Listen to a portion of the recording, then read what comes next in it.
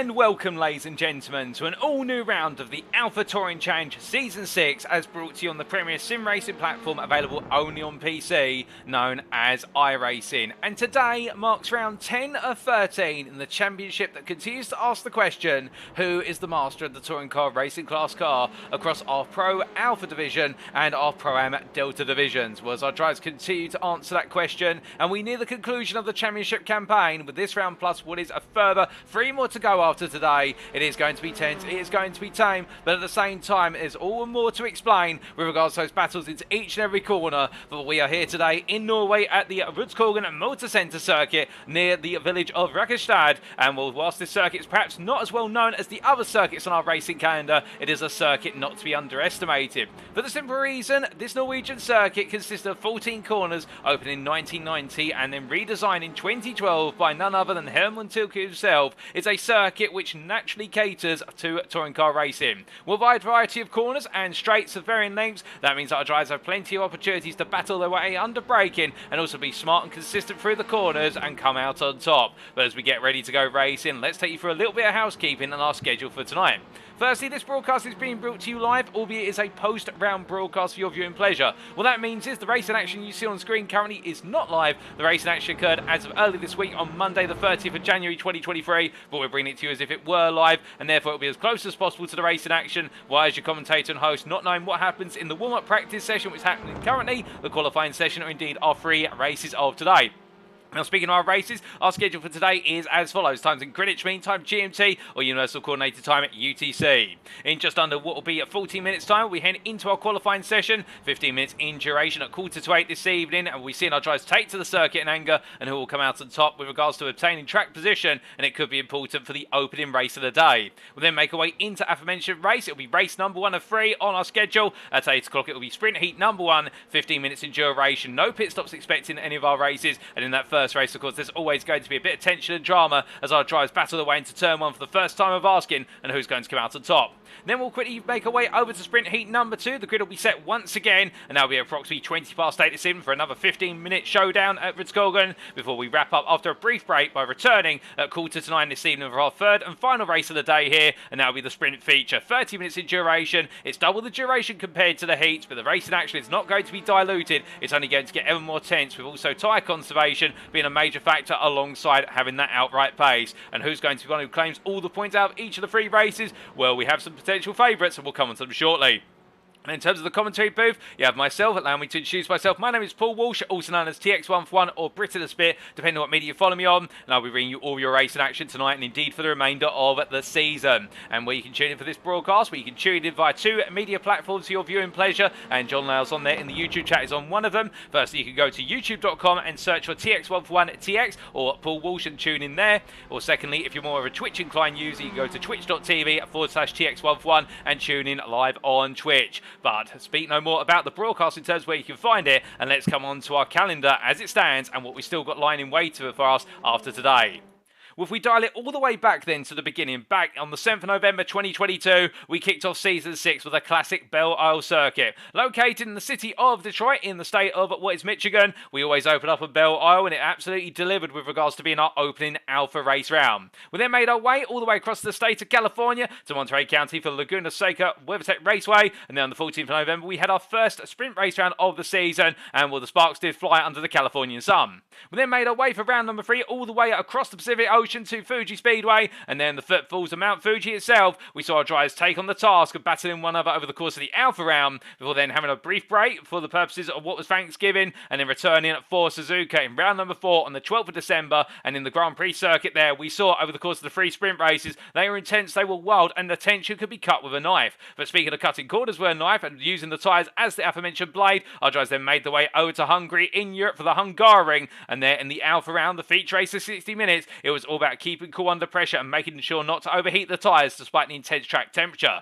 We then had the Christmas break before returning for round number 6, and was the 2nd of January 2023, and what a way to kick off a new year of racing, with the Donington Park Grand Prix circuit playing host to another sprint race round before we made our way over to Austria for the Red Bull Ring Grand Prix circuit on the 9th of January, and that was the day where Logan McKinzie came close to beating Wojciech Świrydowicz, but he got as close as he could, but he couldn't find a way to pip the Alpha Championship leader to the post at the Red Bull Ring. We then made our way to Germany, neighbouring Germany, for the Nürburgring Grand Prix circuit. And whilst overshadowed compared to its Nordschleife Loop counterpart, the circuit absolutely delivered with regards to our sprint race on the 16th of January. And last time out on the 23rd of January, we were in the South American continent in the country of Brazil for the Sao Paulo circuit of Interlagos, or the Autodromo Jose Carlos Pache, however you want to refer to it. And what a brilliant race there we did have. And it set us up very nicely for today's 3 races at Rudskogen.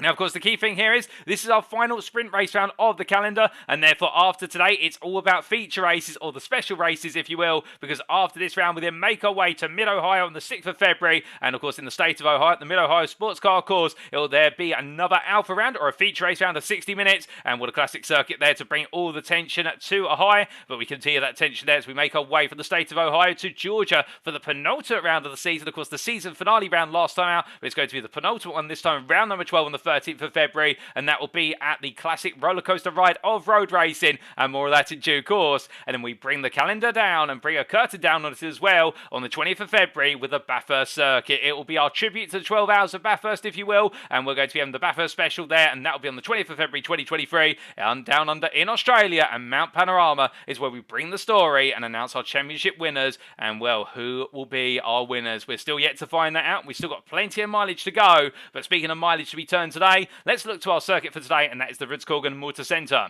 Now, provided via the circuit map here via simracingwiki.com, this 2-dimensional diagram tells the majority of the story here, bar the elevation changes. And this circuit, located near the village of Rakestad in Norway, is located on the southern portion of Norway. And what that means is that compared to most of the road racing circuits you'll see on the country of Norway, the majority of them being located north of this circuit, this is the one that has the most active racing hours over the course of the year, according to meteorological reports with regards to the way the temperatures and also sunlight deflects onto the Norwegian country. But on top of that, as well as meteorology, this is a circuit that runs into local forestry, and with it winds its way through the local landscape. With 42 metre elevation change over the entirety of the lap, as our drivers make their way down towards turn number 1, they'll be presented with the longest straight of the course, and breaking their way into turn 1, they'll go through the trail braking zone into 1 and balance the car into the apex of turn number 2 before powering their way out and down towards 3. It's a gradual rise before a major dip into turn 3, and really turns 3 and 4 a single corner of a double apex, as our drivers trail brake their way into turn 3 to set themselves up for a late apex at 4 and get on the power as early as possible to power their way back up the hill. Making their way out through turns 5, 6 and 7, the serpentine sequence there will be all about direction change and weight transfer before they break their way into turn 7 and bring it on through via trail braking into turn 8 in the dip and rise on out. And as they power their way out of the hairpin, they'll go through the kink of 9 and down to a more dedicated hairpin at turn number 10. Coming out to turn 10, the slowest corner on the circuit, they'll then roar their way up the hill through turn number 11 at the kink and head into left-hand right angle corner of turn number 12. And as they make their way towards turns 13 and 14, they'll be in deja vu, because 13 and 14 are very similar to turns 1 and 2, albeit the initial apex at turn 13 is much more gentle compared to turn 1, but turn 14 is much more difficult to master. But get it right and our drivers will make their way out of the corner and charge onto the next lap with aplomb and indeed plenty of speed to go on the offensive. But this circuit, of course, designed by Hermann Tilke, you can imagine it does take after the standard template of being a multitude of complex corner sequences separated by straights of varying length. But with that comes the change, of course, because consistency here is just going to be as key as pace, in the fact that if you get it wrong on one corner, it's very likely you're going to be heavily compromised into the next sequence of corners, and particularly it's looking at turns 3, 4 through to 8, where all the lap time could be unlocked. But speaking of unlocking things, of course, our drivers will look to unlock their potential whilst binding to our race rules. And let's just give you a quick reminder of those. We can see here in terms of setup, car fuel load to be restricted to 45% for this round, as been the tradition so far for all the rounds up to this point. In terms of the sprint races, no pit stops are expected in any of the 3 races. The grid for race 2 shall be a top 4 reverse of the race 1's results. Of course, the race 1 grid will be set based on the results of qualifying, but then with regards to race 2's grid, the winner of race 1 will be starting P4 for race 2, and if we flip that down to P4, the finisher in race number 1, they'll be starting on pole, and then P5 down will be starting where they finished in race number 1, and then the grid for race number 3 shall be a top 8 reverse of race 2's results, and again the format being the winner of race 2 will start in P8 for race 3, meanwhile 8th place for race 2 starts on pole position, and then 9th downwards will start where they finished in race number 2. A driver shall receive a drive-through penalty in any of the races they accumulate 9 instant points, and they shall be disqualified from a given race if they accumulate 13 instant points, and the following bonus points are available for all of our drivers. 1 point for pole position, and that is overall pole position, not class pole position, we should point out. There's 1 point for the fastest lap over all the races. And what that essentially means is that with regards to our drivers needing to set that fastest lap, they have to do it all over the evening. It's not the case that if they set the fastest lap in one particular race, they get the point. No, after all the racing has concluded, our stewards will be taking a look back through all the lap time data, and it's the fastest lap set over all 3 races that will count for that bonus point. There's also 1 point for the Sublime Finesse Award, which is the fewest instance caused by a driver over the whole of the round. There's 1 point for leading a lap in a given race, and that can only be awarded once to a driver. They can lead a lap in any of the 3 races, and they'll get that bonus point. And there's 1 point for the Naked Aggression Award, which is the most overtakes over the round. And as our drivers look to get their best possible action on with regards to making overtakes, well, it's going to be a challenge here, but there's plenty of overtaking opportunities that come with it. And I think that Naked Aggression Award is going to be definitely tight when our drivers take to the fight. But that's enough rules, regulations, and everything in between. We head back to our live pictures here, and as our drivers get set to go, we do need to introduce one new driver to the calendar today, and that is Robert Schwenkler, the American here in the 235 Privateer Hyundai Elantra. Join us as of this round, and hopefully staying with us for the remainder of the season. We did see him join the AlphaTouring Challenge Discord, and we'll tell you a little bit more about that later in terms of where you can get to the heart of all the action. But Schwenkler absolutely inspired by seeing the racing action over the last few rounds and deciding to take his craft to the circuit in the AlphaTouring Challenge, and good luck to him as he joins us in the Alpha class there, and as he makes his way through turns 13 and 14. We're currently P15 overall in this final practice session, but you can imagine that right now he'll be thinking about trying to make a good debut here, not put too much pressure on himself, and just see how he ebbs and flows. And what a round to come into with regards to making your debut. Perhaps one of the most challenging rounds on the calendar, for the simple reason this circuit takes no prisoners when it comes to hard action battling. But as we see Świrydowicz making his way down towards turn number 1, we can see a glitch there on our timing tower with John Lauzon setting a lap that's only 19.3 seconds in duration. Well, we could probably see that the lap times actually come just to the region of 1.5 minutes. But as we see Świrydowicz making his way through turn 2 and down towards 3 he goes. Well, everybody right now itching to go racing, and I can see many of you there in the YouTube and also the Twitch chat itching to enjoy the racing. And let's say hello to you all there, including John Lauzon, also Gert there who says woo, let's go, indeed, let's go. Also Samuel Bernardi there. We've also got further in the YouTube chat, I believe. I think that's everyone in the YouTube chat at the moment who's dropping messages on in. And for Samuel Bernardi, who's having a bit of difficulty with the resolution, sometimes what you do need to do is just refresh YouTube or just pause and let it catch up very slightly. Sometimes YouTube can be a little bit slow on the buffering side, albeit we are running the longest latency between the live stream and the chat, so therefore you should be getting the best possible quality provided by YouTube. But of course, sometimes technology does take a little while to catch up. We also say hello there in the Twitch chat to Bowsin TV, who asked the question, when does the man breathe? I'm impressed. Well, unfortunately, when I signed up the contract to work with the AlphaTouring Challenge to cover these races, the one thing they didn't include in the contract was the right to breathe oxygen. So therefore, I'm not permitted to breathe. But joking aside, I do appreciate the compliment, Bowsin, and also asking what's the full process behind the reverse top 4 and top 8. Well, that's been taken from a number of real-world touring car racing series. Indeed, if you look to, say, the British Touring Car Championship, where they do use what is the Race 1 grid being set based on qualifying, the Race 2 grid being set based on the results of race number 1. Literally, they line up as they finished in race number 1, and then they do have the partial reverse grid, which is a lottery draw from between, if my memory serves me correctly, P6 and P12, although I may be incorrect on that, and other series use similar formats. So therefore, the reason behind using the top 4 and the top 8 inversion for each of the races is just to mix it up, and also what it does mean is that we don't typically have runaway winners unless they manage to battle their way through the field. Indeed, when we talk about runaway winners, well, the one driver over recent rounds who's really been running away with the proceedings is this man, the Polishman, the privateer Wojciech Świrydowicz, who leads the championship going into tonight by a higher and growing margin, always a grand total of 56 points over Logan McKinzie. But it does really add to the mix when we have those reverse grids. And Świrydowicz has had to battle his way on through in the sprint rounds, there's no question about it. But this man, Logan McKinzie, as he parks up there with the trees waving in the background due to the wind, with the Yellow Flag Motorsports driver making his way back to the pit lane there, and he'll know he's got it all to do today, given the fact that he has barely a gap over his 2 closest rivals in the battle for P2, and that is James Carr, who we see here for breakfast for dinner, and also Micah Hendricks. And well, James Carr right now currently P4 in terms of those lap times, discounting John Lauzon erroneous time at the very top.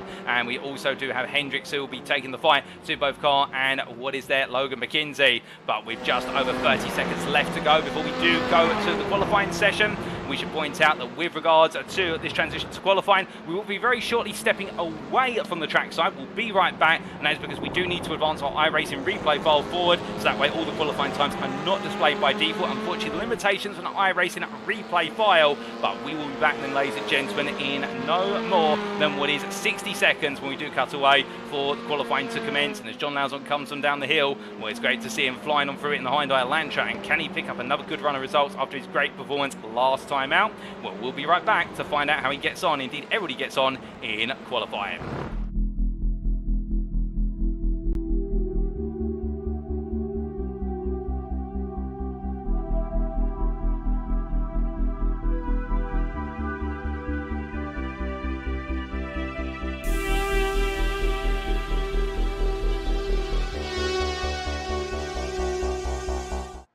Alrighty, ladies and gentlemen, we are back then for the build-up to qualifying, and with it all the drivers start to make the way out onto the circuit, and well, it is going to be a packed field today with 20 drivers in attendance, and everybody absolutely itching to get a good qualifying lap in by default.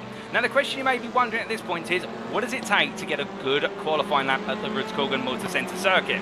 Well, it takes two key things. Firstly, it's that outright pace, of course, but it's not just as simple as putting your foot to the floor and nailing it. This circuit consists of a wide variety of trail braking and heavy braking zone corners, and what that means is, as a driver, you really need to have that ability to know when the car's rear is lifting up, because of course, with these front-engine front-wheel drive touring cars, all of our cars here, of course, run into that same drivetrain format. The thing about them is they want to naturally understeer. As we see an example there, Świrydowicz makes his way into turn 5 and into 6, whereby having to balance the car through the left into right complex, a little bit of understeer initially on that front end, being offset by his braking technique coming into turn number 6. But the key thing with that is when you do apply the brakes, also as you come off the frontal and use a downshift to try and lift the rear of the car up, you need that rearward brake bias there to get the rear of the car to slide on around under braking, get it right, and you can find there's a lot of rotation to come. But of course the inverse is true as well. You do not want to overpressure the front tyres, because overheat them too much, particularly on your initial laps, and when the fuels come out of the car, you haven't really got the tyre compound to play with, and given the fact that these front tyres are so sensitive to thermal degradation, and when they do get overheated, they start to lose a lot of grip, albeit you want that heat in them in order to make them start to grip up. So it's a balancing act, of course. And also the last thing here is, if you can find a little bit of toe as you make your way around the lap, particularly on the straights and the run to turn 1 and the run down towards turn number 3, you may just gain a couple of tenths over the lap. You've got to balance that with being stuck behind some drivers as you make your way through the more complex and tight sequences, such as turn 3 all the way through to 8, and also the run through 12 to 14. But if you get too close to the driver in front, you may come a cropper and lose out that lap time that you gained running the draft earlier on. As we do see Shepka making his way around, we look to Justin Rhodes, your Delta Championship leader, making his way on through at turn number 2 and down towards 3. And well, the thing about Justin Rhodes, of course, is your Delta Championship leader by a margin, which is not quite unassailable at the moment. It's definitely getting to the point where it does look as though the championship is swinging his way decisively, with an advantage of 86 points over his rivals. He's definitely looking unstoppable, and nobody's been able to put a dent into that advantage, albeit some drivers have been able to match him, but not quite bring that gap back on down. The closest driver to match him has been Jacob Wally, as we see here the other breakfast dinner driver making his way into turn 17 to take the other breakfast dinner driver in the Delta class, of course. And just for those who are uninitiated, let's just take you through how you can tell who's a Delta and who's an Alpha. If you look to the time tell on the left hand side of your screen, you'll notice that our drivers do have coloured sashes, I should say, against their names, missing out a couple of consonants there. And with regards to those sashes, if they are in purple, such as Wally and also Kurt Smith, who's under him on the tower, and Kirk Lane, who's above him on the tower, that means they're part of the Delta or the Pro-Am class. And meanwhile, in what is the Alpha class, they are denoted by the blue sashes, or the equivalent of our Pro class, if you will. And a key example of that would be James Carr, as he makes his way out of 4 and up into 5 here. And of course, as our drivers make the way around, we'll talk about them as they battle one another overall. As we should point out, all points scored in this championship are based on overall finishing position and overall performance, not class performance, and therefore that incentivises our Alpha drivers to battle hard with the Deltas, and also our Deltas to play for every position. And we saw that, of course, in Season 5 with Connor Achitella, your Delta champion in the end, really taking the fight to a good number of Alpha drivers and really pipping them to post over some key races later on, which sealed up his championship campaign. But as the initial laps start to come on in here, and of course we make our way a little bit deeper into the first third of this qualifying session, we'll shortly ride on board with some of our drivers, but just give them a couple of laps before we ride on board to really get the tyre temperature up, given the fact that tyre temperature does take a couple of laps, so the warm-up lap, or the out lap if you will, and then normally 2 flying laps where they do finally get the optimum temperature in the car and the fuel also comes out the car. But it is a change for a good number of our drivers with regards to the fact that they do need to try and find with that tyre temperature, the pace, and also not push too hard, and also run a light amount of fuel. And that's the other thing here. The less fuel you have in the car, the much more adjustable the car will be with regards to those direction changes. And it does sound quite obvious, but at the same time, you don't want to be out there with too much fuel in the car, but you need enough to be able to do at least 4 or 5 laps in order to get that optimum lap into it. It's a balancing act there. And you'll sometimes see some drives, they'll load up enough fuel to do the full 15-minute qualifying session without coming into the pits. And what they do is they normally have a warm-up lap or an out lap, then they'll have a fast lap followed up by a cool-down lap, and then another fast lap, a cool-down lap, in order to take the tyres to their natural thermal cycle in order to get themselves nicely composed for the rest of the qualifying session. But meanwhile, speaking of one driver who needs no worries about composure, well, it's none other than the Wojciech Świrydowicz, who goes provisional pole with a 28.077, but right behind him there in terms of the timing tower and also out of the circuit, well, it's none other than Logan McKinzie as they make their way out of turn 2 down towards 3. And McKinzie here will definitely right now, he's got the proverbial notepad in the cockpit of that Elantra, studying what his rival and the fellow behind that Elantra N of Świrydowicz is doing into the corners, and I think trying to find where that lap time is. And of course, McKinzie has been the driver who has taken Świrydowicz the closest in terms of that running pace distance, and we saw that at the Red Bull Ring where McKinzie in the end was the driver who just kept harassing and standing right behind Świrydowicz. But whatever he threw at Świrydowicz just did not seem to wilt under any pressure. And can McKinzie find a way to get Świrydowicz to show signs of cracking today? Well, I think for Świrydowicz it's all about another day at the office with regards to keeping it cool, calm and collected. And James Carr here currently half a second off the provisional pole sitter on a 28 there, well, it's a 28.5 at 6, looking good as he hooks up turn number 2. As he comes on, finding, oh goodness me, gets it wrong now on the power coming out the corner, and that's a whack to the wall there for James Carr. We looked away for a brief moment to look at the chat and look back to see that front suspension collapse, and well, that's not a good start to his qualifying session given the fact that it's going to stall his progress, so he makes his way back and out, but a quick tow to the pits. Meanwhile, Micah Hendricks here making his way down towards turn number 10 at the moment, and let's not count out the Hassholes Motorsports Veloster driver here. He's had a number of car swaps over recent rounds, but gone back to Old Faithful in the form of the Veloster N, and well, he's definitely a force to be reckoned with here in the Gunther Steiner livery-inspired machine as he makes his way through the left-hander return at number 12, and we're keeping it nice and tight within those track limits as he heads into the final 2 corners. And as he comes around, we're going to be jumping on board with him for a flying lap. So coming out of the final right-hander, and we jump on board with our aforementioned driver. He makes his way down towards turn number 1. We bring the dashboard up in the bottom right-hand corner of your screen, and he heads on to the next flying lap. So charging all the way down towards turn at number 1, up to 5th gear at this point, looking to his right-hand side. Look at his brake mark there, about 80 metres from corner apex, trailing down from 5th to 2nd, and trying to straight line between the 2 apexes there, create a connector, and as he powers out of a nice early apex, holds 2nd gear, builds up the throttle, up to 3rd, and adds the charge down towards turn 3. The second longest straight here will be a bit shorter than the start-finish straight, and you'll notice that the road is just gradually dropping away, and then suddenly it's like a roller coaster, completely drops away. Trail brakes in there at the 50-metre mark, coming down from 5th to 4th, will drop to 3rd as he lines up the apex line into 4, and as he comes out the corner down to 2nd, back on the throttle here, brings the car over to the right hand side for the run through the serpentine sequence through turn 5 up to 3rd gear, balancing the throttle through 6, and as he comes into turn number 7, 3rd gear drops to 2nd off the corner apex to tighten the nose as he dips into the depression there of turn number 8, powers on out here, takes plenty of apex go to help rotate the car through the kink and 9 flat out. Now downhill into turn number 10, looks his right through the brake marker, braking at 60 metres there, and as he comes on through the right hander down to 1st gear, the slice corner on the circuit with 45 miles an hour apex speed as he powers out there up through 11 and into 12 he goes. Sharp corner here, deceptively sharp corner as he brings the car down to 2nd gear and attacks the apex early, and as he comes through 12 into 13, rolls off the throttle, now onto the brakes here, gentle application, start to increase the brake, drop to 2nd gear, come off the brakes, bring the throttle on through, keep it tight and then put the power down as he makes his way out, keep 2 wheels when the white line's there to stay within track limits. As he makes his way to the timeline, it's a smooth lap from Hendricks, and it's P2 there for 27.980. The man is moving right now, and he's 3/10 of Świrydowicz's pole lap of 27.689, and Logan McKinzie only a further 1.5 tenths off. It's definitely going to be a close qualifying session in the Alpha class. Meanwhile, in the Deltas, well, right now it is Justin Rhodes who is holding provisional pole P4 overall, and 7.5 tenths of Świrydowicz's overall pole lap. And in terms of the gap he's got to his next peer, well, that is Jacob Wally, who is currently of half a second off of him in P6. But as they make the round around, we talked a little bit about Jacob Wally keeping Justin Rhodes honest in terms of pace, but it's not just about those two, it's also about Eric Statzer and also his rival in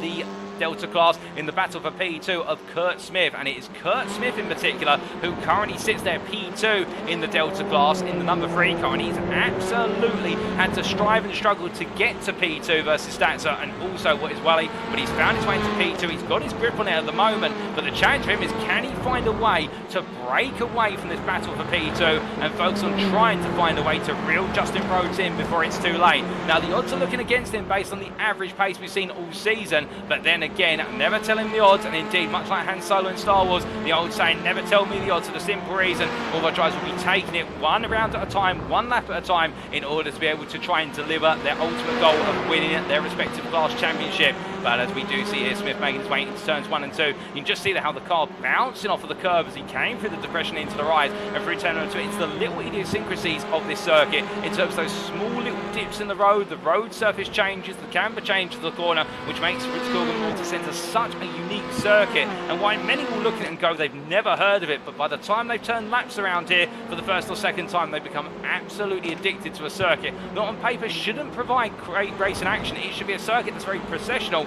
and particularly in high downforce cars is processional, but here in touring car racing cars where downforce is a factor amongst other things, this is a circuit that really encourages drivers to give it their all and find what they can out of the circuit in terms of that lap time. But as we see Smith making his way through turn number 8, they're really hooked up at the moment. We look to some drivers who are not quite having the strongest qualifying session at the moment, including Wojciech Świrydowicz as he makes his way down through turn 7 into 8, and as he comes off the corner, which makes them right now still trying to find a lot of lap time out there, as he's got plenty of time still to go in this session. Well, the rookie to the AlphaTauri Challenge, we may not have a strong qualifying session, but again, he could be one of those drivers who is much stronger in the race, where there's less pressure on a single lap and there's more of that emphasis on the overall laps being turned, and starting a bit further back may not be to his detriment when we think about it. But as he comes out of turn 12 and into 13, 14, he rolls it left into right here, taking plenty of apex curve at turn number 13.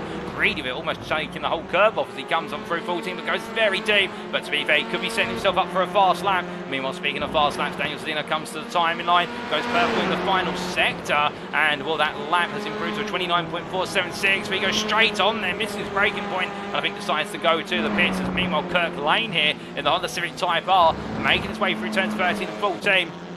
And coming on through it a long way on round here. Well, the Honda Civic should be strong through the corners here. It will lose out a little bit on the straights by comparison with its peers. But of course, this is an open setup series of drivers are not running fixed setups, and therefore that does help level the playing field to some extent. But we have seen the Hyundai Elantra N has really been the car to go to for a good portion of this season. And well, right now it is our top 3, which is full of Hyundais, but at the same time, Świrydowicz on pole in the Elantra N, meanwhile Hendricks P2 in the Veloster N, and then McKinzie in P3 in the Elantra N as well. And our highest placed Honda driver at the moment, we always talk about him being the guy who tries to find the very most out of a Honda for Torque Steer Racing. It is Matthew Shepka as he makes his way through 12 and into 13. The man we were planning to do everything he can in this car, and well, last time out, of course, at Interlagos, the pace just did not come to him towards the very end of the race, but a very strong opening stint. But today, where it's less about stints and it's more about the sprint, it's going to be for Shepka, a battle that's uphill, but you can imagine he'll rise to the challenge, because the one thing the Honda does have over its peers is the strongest set of brakes on the grid, which is able to outbrake its rivals into corners by sometimes up to 15 metres,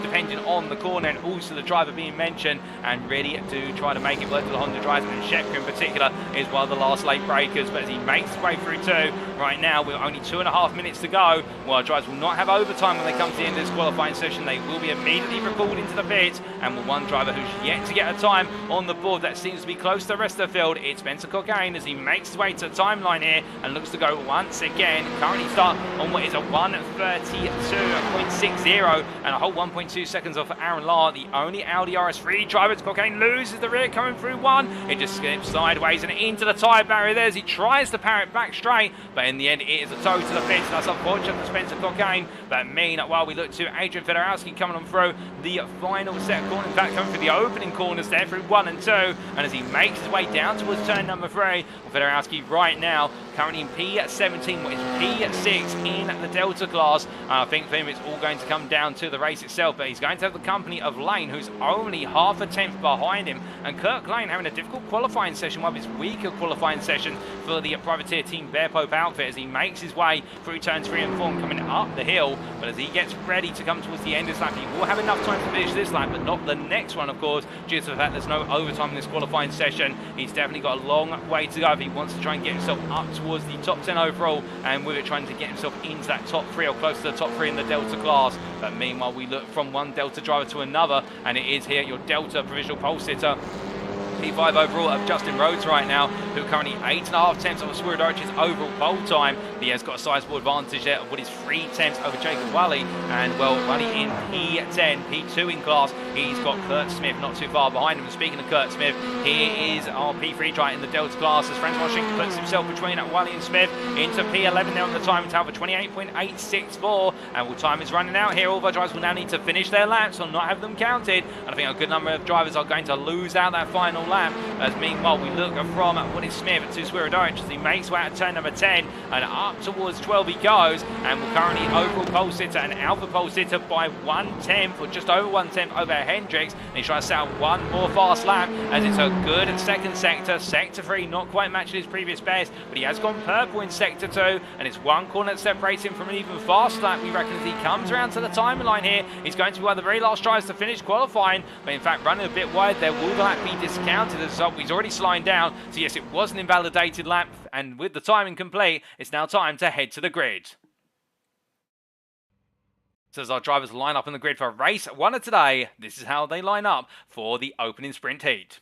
The privateer Wojciech Świrydowicz takes pole position there by 1/10 in the end over Hasholz Motorsports' and Micah Hendricks. On row number 2, it's Yellow Flag Motorsports' Logan McKinzie, who is joined by Breakfast for Dinner's James Carr. On row 3 is your Delta pole sitter of Breakfast for Dinner's Justin Rhodes, who is joined by Beaver Buzz Energy's Jerome Bajulaz, with row 4 going to Yellow Flag Motorsports' Connor Achatella with David Bauer from Breakfast for Dinner P8.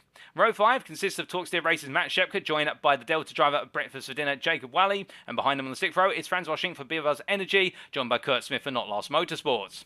We then have on the 7th row John Lauzon for Beaver Buzz Energy, who is joined by Eric Stacks of the Privateer P14, with P15 on the start of the 8th row going to Hasholz Motorsports is Daniel Sedano, joined by Robert Schwenkler, the Privateer, on his debut. And then on row number 9, it's Adrian Fedorowski from QZ Motorsports, the Canadian, being joined by the Privateer of Kirk Lane. And on our final row of the grid, it's Spencer Colkane for Hasholz Motorsports, who's joined by Talksteer Racing's Aaron Lahr in the Audi RS3. Well, as our drivers get set to go and the gridding process is almost complete, everybody absolutely salivating the prospect in the run to turn number 1. We do only have a couple of drivers who've yet to take their slots on the grid, but it is going to be a very close battle all the way down. It looks a long run, but in actuality it's quite a short run here off the line. It's all about that launch of the clutch as they make their way towards the opening corner, and we're out to Świrydowicz versus Hendricks. Who's going to be the one who manages to find that inside line and get it all hooked up and to break him? 30 seconds to go. We're just waiting on James Carr to take to the grid, but everybody here right now tense. In fact, the gridding process is complete almost, with Aaron Lahr as well at the very back yet to take to the grid, and we're just waiting now for the lights to go on in 15 seconds time.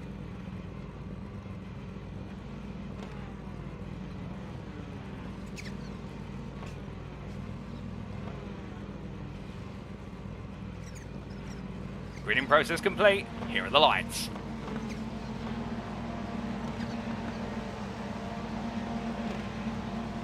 And it's lights out and away we go for our first race of today in round 10 of the Alpha Touring Challenge Season 6. And Świrydowicz gets a great start, but Hendricks meanwhile immediately under pressure here from Carr as they make their way into turn number 1. Into left hand they go. James Carr comes in hot and Hendricks is turned across as Hendricks returns, and there's more contact with Carr as both drivers they're wounded early on. But as the rest of the field makes its way on through, everyone having to be tentative there with the contact between Hendricks and Carr. Hendricks falling down the order as they make their way through 2 and down towards 3. And meanwhile Jerome Bajulaz has further contact with Hendricks there as Hendricks tries to point the car in the straight line. Everybody's swarming him here like a buzzing set of bees as they make their way into turn 3. And as they do, Hendricks there looking very vulnerable with the damage and also the knockabout pace. Achatella there batting side by side with Jacob Wally, who's made great progress, and meanwhile David Bauer getting ahead. But as they head up the hill, it's going to be too wide and everybody stacking in behind as they come through 6 and into 7. And Achatella still battling with David Bauer hard, but he made to go the long way round. Meanwhile Jacob Wally there out onto the runoff area, and with it the marbles as he comes on back to the racing line there at turn number 8 and finds in his inside.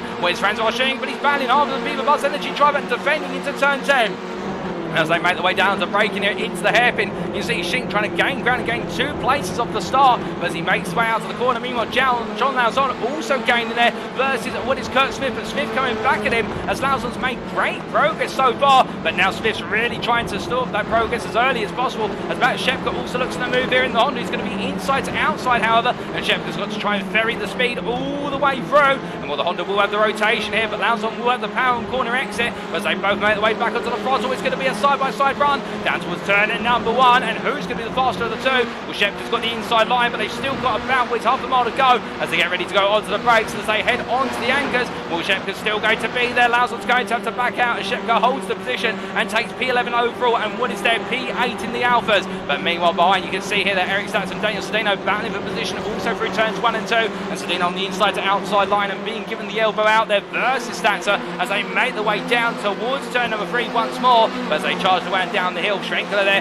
gaining 1 place off the start, but not finding too much progress at the moment. I think just gritting his teeth and finding his way in as he looks up the inside there versus Sedino. Sedino's going to go to the outside, and Schrenkler gets it done. A little bit of a drift there under braking into turn 4. It's still side by side coming up the hill, and as they make the way into 5, he's going to back out here, looks at the cutback, but in the end Sedino parks on Apex and says there's only one way through, and that is not for you, as they make their way into turn 7 and 8 once more. Coming on down, meanwhile going backwards down the circuit. That's Jerome Verdulas. How on earth has that happened? We're not quite sure, and with that contact there, I'm not quite sure who that knock was with, but regardless, somebody picking up some extra damage. I think it was Justin Rhodes, as in fact, meanwhile, Jacob Wally has taken the lead of the Delta class. They make the way down. Indeed, it was Rhodes. Rhodes in major contact of Verdulas, and the damage to the car, and he's having to limp on round. I think the breakfast dinner driver may be given what we call a meatball flag in terms of black and orange flag to say there's damage on the car and you need to come into the pits because it's too dangerous to race. But either way, right now Rhodes is really struggling. He's trying to limp it round, and as he comes to look at the front right suspension there, it's completely dropped, and that's the contact with Verdulas there, which has set it off completely. But meanwhile, looking from a driver into the pits to our leader overall, it's Wojciech Świrydowicz who leads after 2 laps turn ahead of Logan McKinzie behind in P2.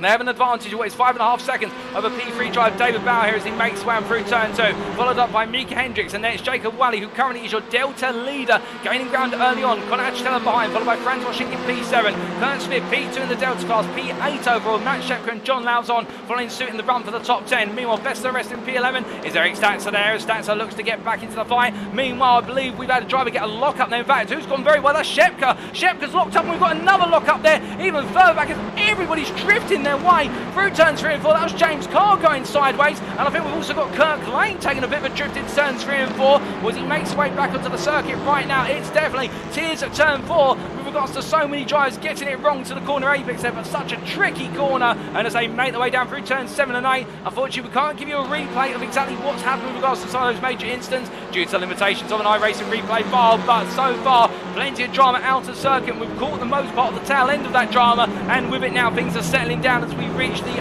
opening point of the 5 minutes at this race in terms of going into the second third. But as our drivers make the way on down towards turn number 12 at the moment, when we focus on Kurt Lane, Adrian Fedorowski, Spencer Cockayne behind with his trio right now inseparable it would seem, but Cockayne almost losing it a little bit there coming out of turn 12 and just being mindful of running a bit too deep as it's easier to pick up a slowdown on the exit of 12. But meanwhile, looking back up to P3 driver here, it's David Bauer who we run on board the gearbox as he has there Micah Hendricks behind, and Hendricks of course in that early moment with Bauer, and as they make the way through turns 1 and 2, this time they make it through without contact, but as they head down towards turn number 3, Bauer very mindful here that Hendricks really does want to get on through in that battle for the overall and the Alpha podium as they make their way down towards turn number 3 once more. Now onto the brakes here, the Elantra is going to be strong in terms of speed, but the car that's the boldest on the brakes out of the two is the Veloster as Bauer goes very deep, just about keeps it on circuit, but as they make their way up the hill, the shadow obscuring there the grille, and as they make their way through 5, you can see Bauer really struggling here for the line through the corners, and I think having to go overly defensive here. As meanwhile Hendricks looks up the inside, it's too wide coming on down, the two of them here getting their elbows out, and it's touring cars, you love to see it as they make their way through turn 8 and into 9. Hendricks gets a nose ahead,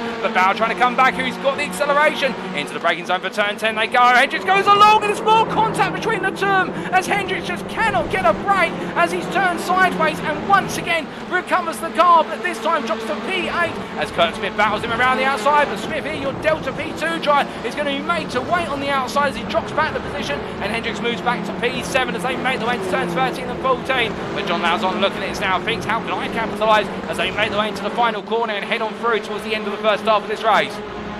as they make their way out to turn 14 and on towards the next lap. Well, fastest lap of the race just goes to Logan McKinzie on a 28.286. Meanwhile, Świrydowicz by comparison, what was their 7/10 slow on that previous lap? Could we potentially see a potential battle for the win coming on a little bit later on? We'll keep our eyes on that, of course, with the Elantra being so sensitive to side degradation compared to its peers. But as we see John Lauzon continue to take the fight, Shepka just behind there, also trying to get back into the medley, as meanwhile we look from them up to Francois Schenk, who continues to chase after Acitello and Whaley as they make their way down towards 3. And in fact, there you can see Jacob Whaley under major pressure from Acitello as they come into the right-hander and rolling on through. We jump on board here with the Yellow Flag Motorsports driver, who I think right now has the pace to go hunting after David Bauer, but the thing is he just cannot seem to find a way through the breakfast for dinner Delta leader as they make their way into turn 7. Now all three drivers, they're continuing together, the pace being dictated by Bauer as they make their way down through turn number 8 and up towards 10 they go, or down to it we should really say, in the downhill drop. But notice here actually getting very close on the open half of the lap, but now having to give himself all the breathing room in the world here, because there's no real way to jump close to a driver unless you're going to lunge it on the inside into turn number 10 or try to go outside to inside off corner. But coming into 12 now, the Yellow Flag Motorsports driver, we're trying to set up the run here coming into 13, gets the momentum off the corner but not close enough to look to pounce on the inside to outside line, instead really hustling behind Wally there, and you can see Wally under pressure, really having to bring the car back. More contact between the two, a little knock, a bit of a kiss from the front of the car to the back of his rival in front, and as they make their way out the corner, no change this time, and Acitello right now really I think being held up here in terms of the pace he's got at his fingertips. But of course that's the change here, nobody's expected to give way across classes, it's all about battling to the very end. Meanwhile, James Carr here battling side by side with Daniel Sedino there, looking up the inside as the Brentford Sedino driver as he gets ready to go onto the brakes as they make the way on in, which is correct what we said earlier with regards to Bauer and Hendricks coming together as James Carr and Hendricks coming together on the opening lap. The two Brentford Sedino drivers there, of course, with the same livery, and therefore can be mistaken quite easily, but we can't mistake moments like that, as meanwhile our drivers make the way on down. James Carr here with a wounded car, having to let go that battle between the two Delta drivers of Stats and Sedano as they make their way into the braking zone for turn number 3. Now Sedano looks up the inside, Stats are holding him off, and that's where the braking power of the Honda is so strong. But Sedano gets a good run coming into turn number 4. Now Stats will have the inside line. There's more contact between the two of them, both trying to fight to a racing line here, and Sedano not giving Stats any room onto the racing line, saying no, if you want it, you're going to stay on that inside line. And an angry flash of lights there for the Hassel's Motorsports driver as Stats goes a bit deep, so it's going to have to run on the inside to outside again. More contact between the two of them here. Well, right now they're both getting their elbows out, and as they head down towards turn number 10, meanwhile behind James Carr just watch on. Stats comes in a little hot, so there tries to turn in, then he has to open the steering lock there with the Honda Civic making its way into the corner apex, and as they make their way into turn number 12, so then on the inside this time, Stats are behind. I think that's the way it's going to end as they come through, and look there, James Carr coming on through as well, and the space being enough for 2 and gaining the places were an X. Stats, so they're being mugged to 2 places of 1 corner as they make their way towards the end of this lap. Well, great battle between them, but in the end Stats are losing out there, now trying to come on back as they make their way onto what for them is lap number 7 under race conditions in heat 1. But as they make their way down towards turn number 1, and once more we do look from them to a bit further back to Spencer Cockayne, who continues to chase after Kirk Lane in the battle for P17 overall, for them P6 in the Delta class as they head onwards towards the next lap. No exchange at the moment, but Cockayne is lapping a little bit faster on average compared to Lane. Will be on that previous lap he was almost 2 seconds slower, and that would be a sign of a mistake there, and in fact Lane may have gotten through as a result of that mistake, but trying to come back now as they make their way onwards towards this lap. And as we look a bit further upfield, Hendricks, meanwhile Micah Hendricks, after that moment at turn number 10 that saw him drop all the way on down, we're now in P6 and got ahead of friends watching behind as they made their way through. There's a bit more of an instant there, and that looks to be with Jacob Wally going sideways, and Hendricks looks on the inside of Acitello.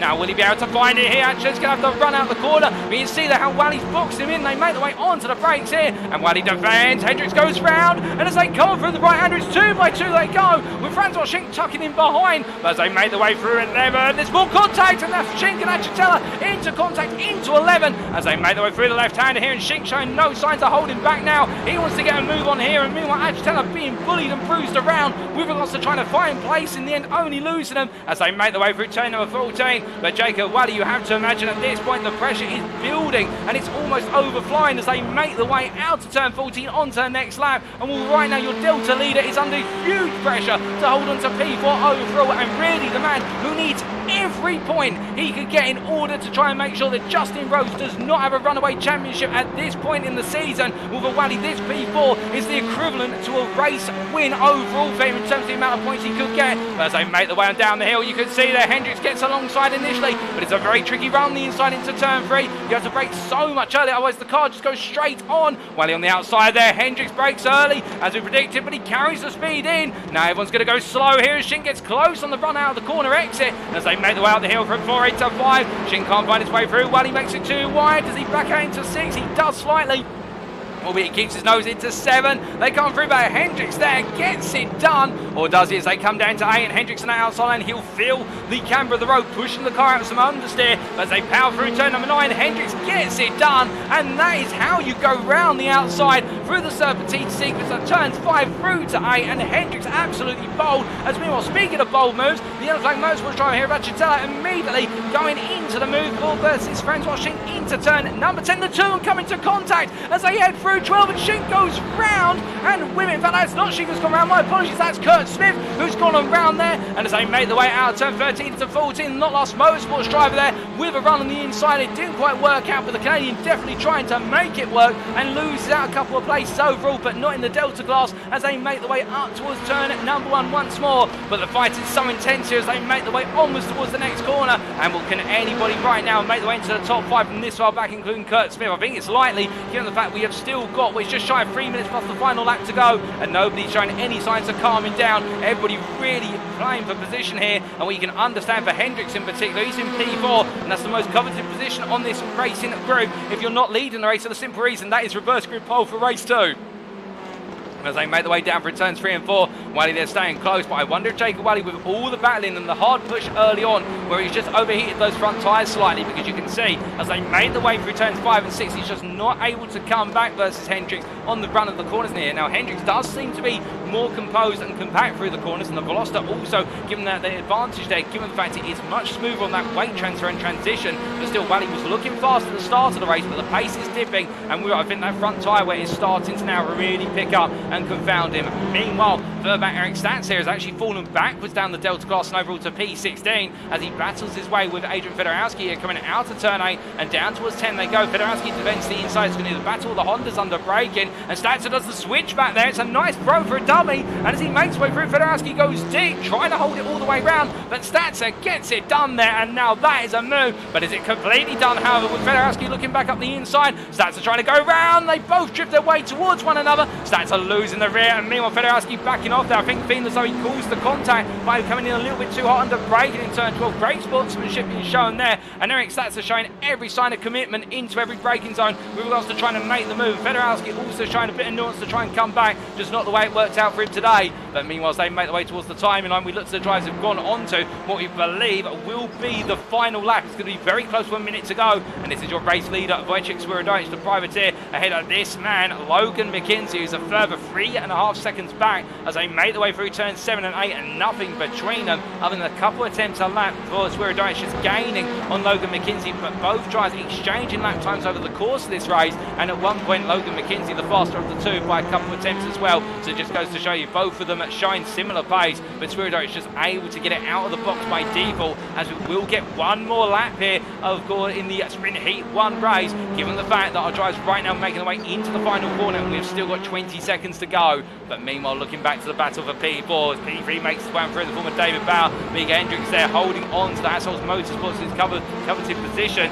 which will be reverse grid pole when we go on through to the grid for race number 2. And Jacob Wally continues to fall back little by little, and Francois Sching holding ground just behind, but nobody really now finding a way on through, and I think everybody trying to key up for the final lap here in terms of going on the offensive. Meanwhile, further back, James Carr continues to try and recover his way through the field, now up to P10 in the Alphas, P12 overall, as he makes his way out of the final corner and battling with Jerome Bajulas. Both of these drivers, of course, coming to tears earlier on in the race for their own respective instances. They made their way down towards turn number 1 this time. Bajulas defends in the centre of the road. Carr's made to go to the outside here, tries to look for the run through, can't quite find it as we jump on board with James Carr. Looks at the cutback here for turn 2, going for a much later apex there, but Bajulas absolutely hooking it up, coming out of the corner, absolutely smooth as butter there, and look at the gap he's opened up. It's only 3.5 tenths, but that gap is not coming down, and James Carr just not able to respond there, Kevin Bajulas hooking up turn 2 to perfection. But as they make their way down through 3 and into 4, both drivers now on the brakes, and you see Carl trying to take a much higher line before trying to intimidate Bajulas to make a mistake. We'll go a bit deeper into 4, thinking that Carl would be coming up his inside,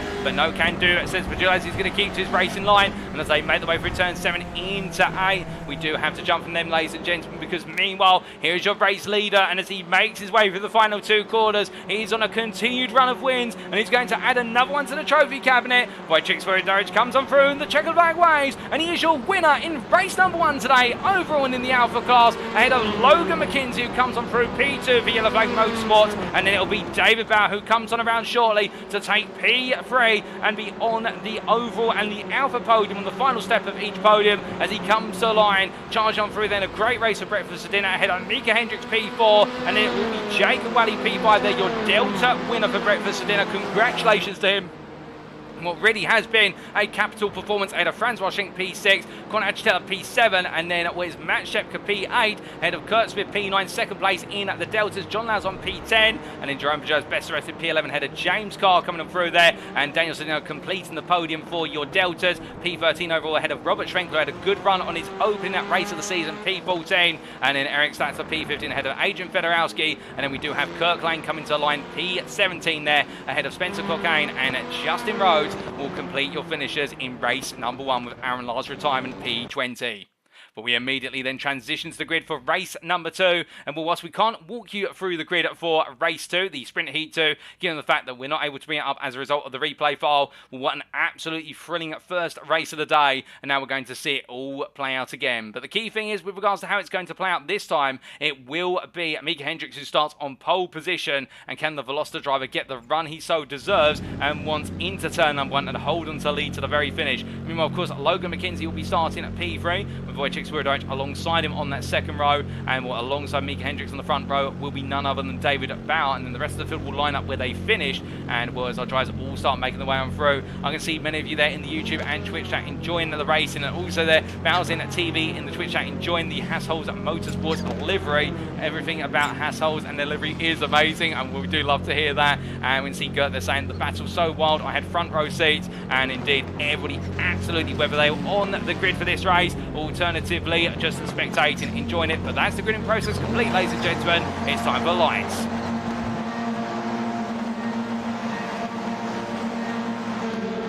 Lights out, and away we go for race number 2. And unfortunately, David Bauer not making it to the grid and starting from the pit lane, so it's an empty front row for Micah Hendricks to take the lead into turn 1. But as they make their way down into the opening corners, you see here 3 wide for a brief moment as there Franz Washing having to defend versus Shepka, but in the end Shepka not pushing it too hard. I think waiting about the front for turn 3 as they all come through. Meanwhile, Kirk Lane here is 2 wide versus Robert Schwenkler as they make their way through to and down towards 3. Now Lane on the inside here, but he's not going to have the necessary overspeed initially. As you can see, the Elantra started to pick up pace as Conor Achitella behind side by side with always there Spencer Cockayne as they make the way on down, and as they roll the way through the right hand again, it done, although we've got a couple of drivers off it would seem, including which Jerome Pageau as he goes underneath our cameraman's angle, and also John Lowes on as they all factor their way back up the hill. It's going to be 2 by 2 they go, albeit can anybody find the way of fathoming it through, as meanwhile Shepka up the inside of Jacob Wally here to take what is P5 overall, and also take down where's the Delta leaders. Kurt Smith also comes from the inside, and the 2 Delta belligerents of P2 in class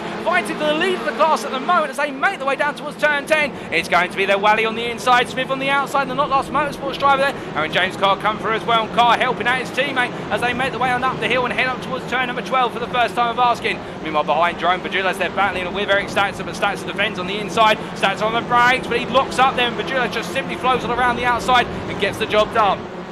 As they come through turn 13, now everyone will go briefly line astern as they complete the opening lap of this second 15-minute race. But as they emerge on through, here's how they are after lap number 1. It's Micah Hendricks who leads for Hassholes Motorsports, only a tenth clear of Wojciech Świrydowicz behind in P2, and then Logan McKinzie in P3. Behind them, ever further still, Franz Washing, followed up by Wojciech Wally, your Delta leader in P5. James Carr P6, Kurt Smith P7, followed by Matt Shepka in P8, and then we do have Daniel Sedino P9, followed up by Jerome Pageau's P10, and then at best the rest there, Eric Statzer in P11. As meanwhile, Schwenkler goes goes deep. He goes overly deep at turn 2. I'm not sure there was contact, but what we can tell you is it's going to come to blows here between John Lauzon and Justin Rhodes as they make the way down the hill towards turn number 3. Lauzon on the outside and Rhodes backs out there as they head into the braking zone, knowing there's more to this race than just the second lap as they make the way through the long right-hander of 3-4. A lock up there for somebody who's got a bit deep. In fact, in the rear of the picture, Svenkel getting it wrong as well as he makes his way back onto the circuit, but as he heads on up the hill and in towards turn number 5, we're heading that Connor Achter's had to come into the pit lane due to damage picked up on the car, and well, that is very unfortunate for him. He's just emerged from the pit lane down in P19, but meanwhile, looking back up to your leaders here, well, here is Hendricks right now trying to hold off Świrydowicz, but as you ride on board and look back from the rear of the Hassel's Motorsports Balosta, you can see the M badge there in the grille of the Lancia N as Świrydowicz really flying high behind as Hendricks gets it wrong on the braking and drifts deep, and as a result, Świrydowicz takes the lead of this race, and McKinzie comes on through for P2, and well, much like in race number 1, it's now the two mentioned drivers battling for the lead of this race. I think they will try and break away as soon as possible. There's an unexpected error there for Hendricks. Well, in the end, it's dropped into P3 and now leaves him vulnerable to Francois Schinck behind as they make the way up towards turn number 1 once more. As they come for on 3, you can see Shepka here battling for P7 at the moment with Smith behind. Kurt Smith, your Delta P2 driver, as they make the way towards the braking zone. But meanwhile, just behind them, you could also see John Lauzon with a little bit of a weave there coming into turn number 1. I wonder if he's trying to see if the steering wheel's aligned. Well, there's been a bit of a knock earlier on, and he's trying to fathom whether the car's pointing in a straight line on the straight. Well, that's the best place to check it. But as he makes his way out to turn number 2, Eric Stats is just ahead of him at the moment, and Stats are running P4 in the Delta class, P11 overall. He won't be looking to give up any places anytime soon as they make the way into the next long braking zone. As they come on down the hill, you can see it there behind Justin Rhodes. Well, after a difficult race number 1, really trying to get back into the mixers. Meanwhile, we've had a lock up there just up the road, and as they come on through and up towards turn number 5, right now we can see how Lauzon really trying to put the move on Stats, but in return, Rhodes having to play the game of patience. He just simply cannot find a way on through this train, but as he comes on through turn 7 and 8, we ride on board here with the breakfast dinner driver, and of course he'll want to try and pick the place up as we also see Lauzon open the door for him, but will he be able to find it, or will he be too far back to capitalise? They head down to turn 10. Rhodes comes in very hot, he's right there on the inside, but Lauzon there with a little bit of a love tap on the rear, or a near love tap, not able to make the ground, and both of the drivers there stay where they are in relation to Stats as they come into turn number 12. Stats under huge pressure, and that pressure is going to build up into turn 13. As the two drivers make the way on through, well, Stats defends there, and Rhodes looks up the inside with Lauzon effectively there around the outside trying to shut the door, but in the end a bit of contact between the two of them. Lauzon cannot get the door shut and instead has to drop behind there as Rhodes capitalises and picks up P12 overall. Meanwhile, we have heard that James Carr has dropped down the order to P9 after an off at turns 13 and 14, so that's put him a bit further on down from where he'd like to be, and it means he's right in contention right now for battling for the reverse grid pole. That's P8 of course in this race, and as the drivers make the way through turn number 2, well, Rhodes here just not able to close up enough versus Stats at the moment as they make the way in towards turn number 3 once again. But meanwhile, looking at from one breakfast dinner driver to another, here is your breakfast dinner leader in terms of the team's drivers and your Delta leader with that, and Jake Welly trying to keep ahead of that Matt Shepka and Kurt Smith behind, but as they make the way into turns 5, 6 and 7, well, long line they go into the left-hander at turn 7 right now. No real gain for anyone, but Kurt Smith coming on incredibly strong here in this second race. He's gained a good number of places so far, and he's trying to put the pressure on Shepka after a good race 1. Smith definitely, much like Welly, really pushing on here. I think both drivers cognizant of the fact that with the championship leader of Rhodes being so far down the order at the moment, they have got the best possible opportunity they could ask for to really take control of their own destiny and fate in the championship as they make their way into turn number 12. Now coming through, of course, Bajulas wants to pick his way on through. He's got James Carr hounding him at the moment, and for Bajulas it's all about security and gaining one more place and therefore not losing out and being in the inverted grid. Meanwhile for Smith here, it's all about keeping a bit of pressure on Shepka, but also making sure not to lose places, because if he even loses his one place, it's going to be some key points which are taken away from him. But as they make their way onwards towards the next lap, not quite the halfway point of this race yet, you can see all the drivers continue to vie and look for those potential opportunities, and it will come down to one or two minor errors and also just having that perfect run out of a corner. And speaking of errors, Shepka there goes deep through 1, it's a lock-up, he runs to the inside, and with that and onto the inside runoff area, I wonder if there could be a bit of a slowdown that goes with that. He's got a slow launch off of turn 2, and I think Shepka serving a slowdown penalty there as he has to let Smith, Bajulas and Carr on through, and we look to James Carr here, who gains another place up to P8 now and looking at the reverse grid pole. But as they come through turns 3 and 4 here, you can see how right now Smith losing the rear end, coming through the corner, drifts his way on through, does not go off circuit, and Kurt Smith there, well, despite him getting it wrong, he managed to catch that drift so ever right, and the man right now drops to P8, and I think for him, if he recognises and remembers the fact this is a reverse grid pole, if he finishes here right now, he might actually be thinking, actually, that's not too bad, all said and done, but of course he will have Shepko and also Sedino behind, and meanwhile Eric Stacks here battling hard with John Lauzon, and Lauzon finally trying to come on through here on the outside of turn 10, but Stacks there on the inside on the brakes, and the Honda showing its braking strategy with regards to being able to hold onto the position so comfortable on those inside lines, and it's such a tricky hairpin as well. With Lauzon to get on through, he's really got to hammer the brakes there and hope that he can get Statzer to just go a little bit too deep. But as they make their way out of 12, Statzer just not carrying the speed off the corner, goes overly deep, defends the inside into turn 14, but goes overly deep again, and Lauzon in contact there with what is Justin Rhodes. They come through the corner, and as they make their way out, David Bauer and Robert Schrenkler back up onto this. As they come through, they concertina together and now make their way down towards turn number 1, and it's going to be the storm of Elantras behind the sole Honda Civic Type R as they make their way towards the next corner. Bauer on the outside, Lauzon on the inside. You can see just in front there, Rhodes coming on through. Lauzon and Rhodes together. Lauzon makes contact there with Rhodes, and as they make their way back up to speed, you can see there how both drivers heavily affected, and David Bauer getting a little bit too close to his teammate and hooking onto the rear as they make their way down towards turn number 3, and now Bauer really making his way upwards as Rhodes takes a slow down penalty there for track limits as they head into turn 3. Meanwhile, Schrenkler up the inside of Lauzon, defends it here as they make their way into turn 4, gains the place as a result, and now moves up to P13, P9 in the Alpha class as he heads back up the hill. Schrenkler there being the prime opportunist in terms of season on where all the other drivers around him got caught up in the carnage and chaos, but in return now, can he hold off John Lauzon? Will be absolutely baying to get back the place as soon as possible. As we move into the second half of this race, we've still got plenty of time to go, and we've plenty of laps to be turned here in our sprint heat 2 of the day, and right now Schrenkler definitely trying to get a move on and go hunting after David Bauer, but meanwhile looking from them to a bit further back, Kurt Lane here still chasing after Adrian Fedorowski in the battle of a P16 overall P6 in the Delta class as they both make their way out to the turn 10 hairpin, and will neither driver here really finding the upper hand on the other so far. But as they come into turn number 12, where you can see there both of the Honda drivers really trying to cut it as deep as possible, get that late apex into the corner and carry the speed up towards 13 and 14, but inseparable in terms of that lap pace. But looking from them to the front of the field, we can see Wojciech Świrydowicz still leading up by 1.3 seconds over Logan McKinzie, but that gap has settled, it has stabilised, it is not opening up. And I wonder if McKinzie is now starting to find an upper hand in this battle between the two of them, given the fact they've been so even on pace all the way through the first 2 races. We're hearing that Spencer Cockane's into the pit lane from P18 over on circuit, and that is going to be a wound to his race. He'll drop behind Agitella gradually, as we're to understand it, who moves up to P18 as we see that on the timing tower. But as we look from our leaders then back to Jacob Wally here, your Delta leader right now. The Brentford Stinner driver here comfortably ahead of Jerome Virgulais by 1 second as he makes his way into turn number 8, but goes a bit deep there, and in fact may just find the gap drop slightly as a result of it as he comes out of 8, but still keeping those points in the right direction and press it on.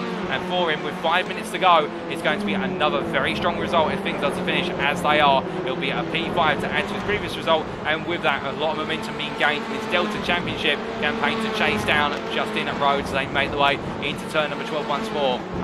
But James Carr, meanwhile, also trying to keep Jerome Virgulais under a bit of pressure to make sure that Virgulais is looking more behind than he is in front. I think mindful of the fact that Carr is racing for what is effectively P2 in the overall and the Alpha Championship, and meanwhile he's trying to help out Wally by getting close enough to pressure Virgulais into not fighting his teammate. So it's going to be a bit of a tricky one here for them to make their way on through. But meanwhile, looking back here, Eric Statzer versus David Bauer, and Statzer defends the inside of 14 but gets a slow run off of the corner apex, and as they make their way down towards 1, Bauer's going to have the inside line. Schrenkler also tucking in. It looks like the lone Honda here being made to stay outside and kept in the cold as they get ready to break into 1. Schrenkler's going to try and come on through here and make it a 2-for-1 special. Lauzon also tries to make it through, and there's a bit of contact there between himself and Statzer. Both drivers making their way on through the corner safely in the end. Albeit John Lauzon now in the drag race with Statzer. He's going to be on the outside all the way in the run down the hill, but can he outbrake the Honda? That's the question here. Albeit the Honda will find itself on the inside line. Statzer immediately trying to open up as much of the apex as possible, but coming on down, Statzer gets the position back.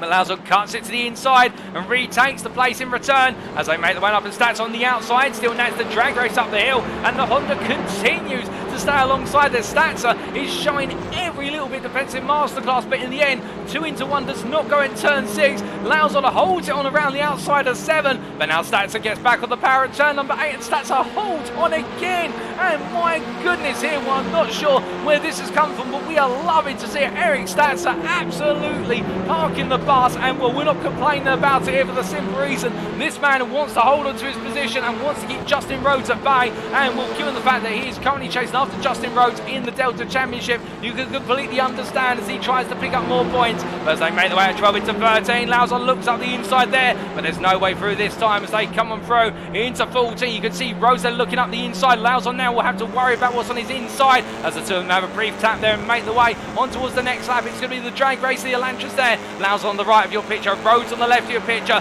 Lauzon seems to be starting to get his nose slightly ahead there. Next that's offering a bit of tow to both drivers in return to make them fight one another into turn 1. Lauzon up the inside, gets the move redone as they make their way through 2 and down towards 3. They'll power very shortly as they set themselves up for the next corner. Well, both drivers right now on the ragged edge of adhesion when it comes to trying to deliver these lap times back and forth. But meanwhile, further back, Justin Rhodes here right now in the pursuing position and will want to get past John Lauzon for the simple reason he will not want major damage done to his championship lead, despite the fact that drop scores are in effect. But that 86-point lead is definitely going to be compounded and wounded as meanwhile Adrian Fedorovski from QZ Motorsports, they're going sideways through turn 3 into 4, but brings it back together. That's one that Moni will not be looking to repeat in a hurry. But as he heads on up the hill, meanwhile we have got a battle building for the overall and the alpha lead. Wojciech Świrydowicz holds the lead going on to what will be the penultimate lap very shortly, with still what will be 1 minute 40 to go when he crosses the timeline. So we'll squeeze in one extra lap after the next one. But as he comes on through, that gap between himself and Logan McKinzie has halved down to 6 to 7 tenths as they head across the line, 7 tenths at the line. And will there be a potential opportunity for McKinzie to go for the move on the final lap?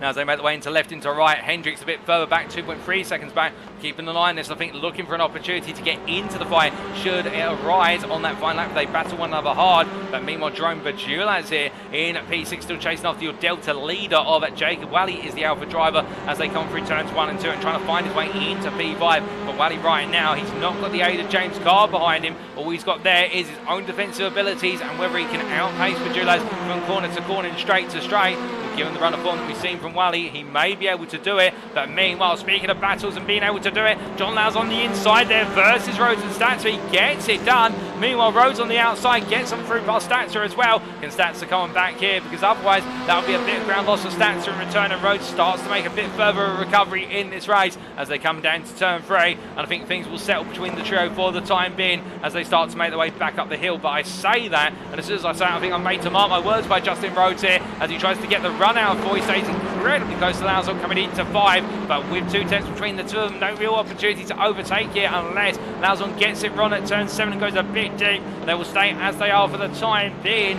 Meanwhile, we look from them, 2 of the leaders, they come on around to go into one final lap, and that will be the 11th lap under racing conditions in this second race of the day. And Wojciech Świrydowicz here holds a gap of 8 tenths to Logan McKinzie as they cross the line to go one more time. But charging on down, it's Micah Hendricks who right now sits the fastest lap of the race at 27.85, the fastest lap we have seen all day, as we're to understand in terms of race pace laps. And as he comes on through turns 1 and 2, the man right now really trying to push on here, trying to get into the fight right to the end. But I think he's left it a bit late in the day, but still this is a sign, I think, potentially of what's to come in the sprint feature. But as he heads on down the hill, we look here to the battle for P4 as it is right now Jacob Wally caught between the 2 alpha drivers of Francois Schink and Jerome Bajulaz, and the Delta leader, I think, just making sure he does not lose out P5 here, given the number of points he'll pick up for that compared to the lesser points he'll get at P6. As they made the way down and through and past the cliff there, going into turns 3 and 4. Wally goes a little bit deep, but Bajulaz is not able to get on the inside there. It's a closing apex.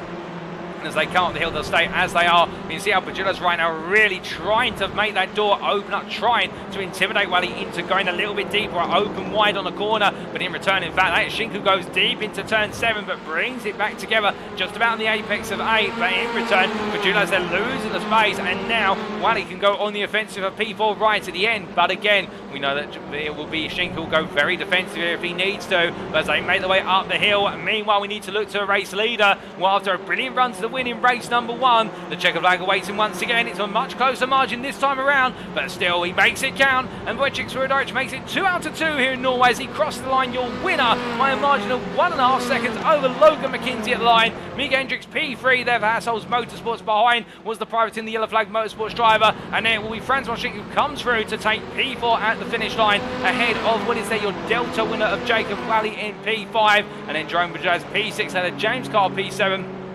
Kurt Smith makes it another podium in the Delta class with P8 overall, P2 in class, and it will be Matt Shepka P9 ahead of Daniel Sedino P10, and he completes the Delta podium with David Batt in P11 there, best of the rest, ahead of Robert Schwenkler, definitely showed a great amount of battling and decisiveness over the course of this race. John Lauzon P13 ahead of Justin Rhodes and Eric Statzer, and then Adrian Fedorowski P16 ahead of Kirk Lane who crossed the line there, and Connor Achtel, the last of our finishers on the lead lap, with Spencer Cockayne finishing 3 laps down and Aaron Lahr not taken to the grid for the second race of today. Well, now we do have a 5-minute warm-up, of course, ladies and gentlemen, and that warm-up period is to give our drivers a breather, and well, it gives us a breather as well and gives us the opportunity to give you a quick recap of the results from races 1 and 2.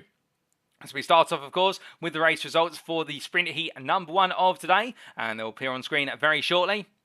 And we can see here in our first 15-minute race of the day, it was Wojciech Świrydowicz who took the win by just shy of 3 seconds over Yellow Flag Motorsports' Logan McKinzie, with David Bauer there in P3 for breakfast for dinner, and then Micah Hendricks and Jacob Wally completing at the top 5, with Jacob Wally bringing on home the Delta class win.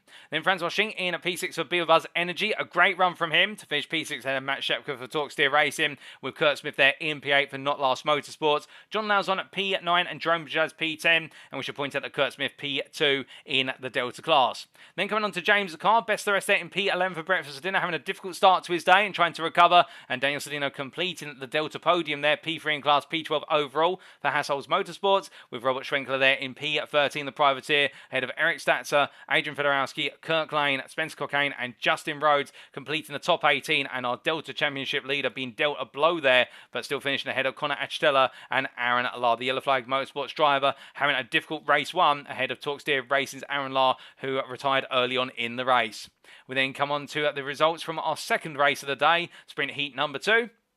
And we can see here that once again, as we just take the results all the way back up to the top, Wojciech Świrydowicz making it 2 out of 2 overall in the Alpha class, albeit by half the margin of race number 1 to Logan McKinzie. Again, the Yellow Flag Motorsports driver keeping Świrydowicz honest, but will he be able to convert it into a potential win in race number 3? That's the question that we're waiting for the answer for.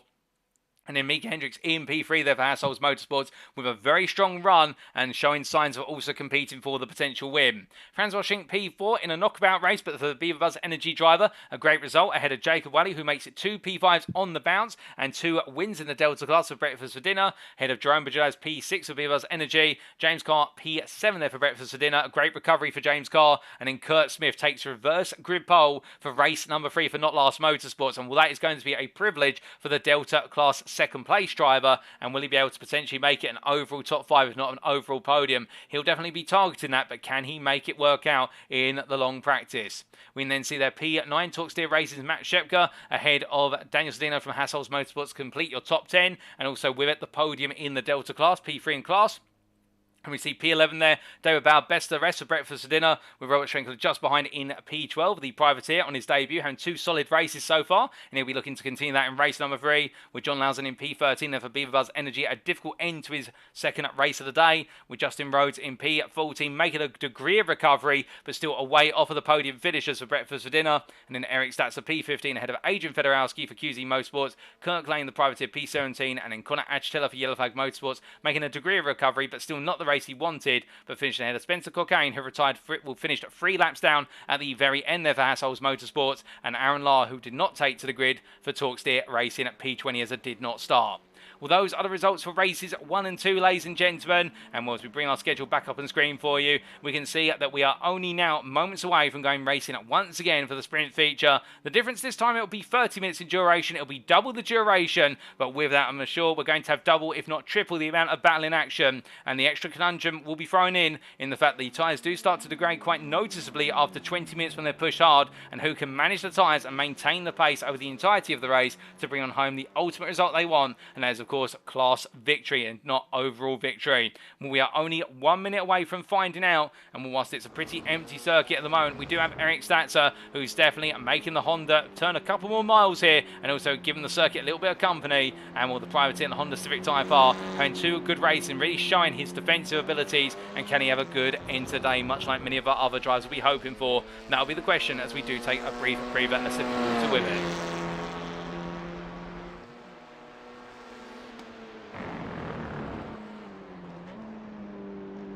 As our drivers get set to go, of course, it will be also with the extra 30 minutes. In fact, they've already done 30 minutes of racing at full intensity. There'll also be the question of tired arms and legs, the concentration levels. They all do factor in, and our drivers will have tried to build up as much stamina as possible over the course of the season for these sprint races. But we always do typically see at the sprint feature as well as races where even the toughest of drivers can crack under the pressure and the stamina drain. But we're only a few seconds now from heading to the grid and getting ready to go racing for the final time here at the Rudskogen Motorsenter circuit here today.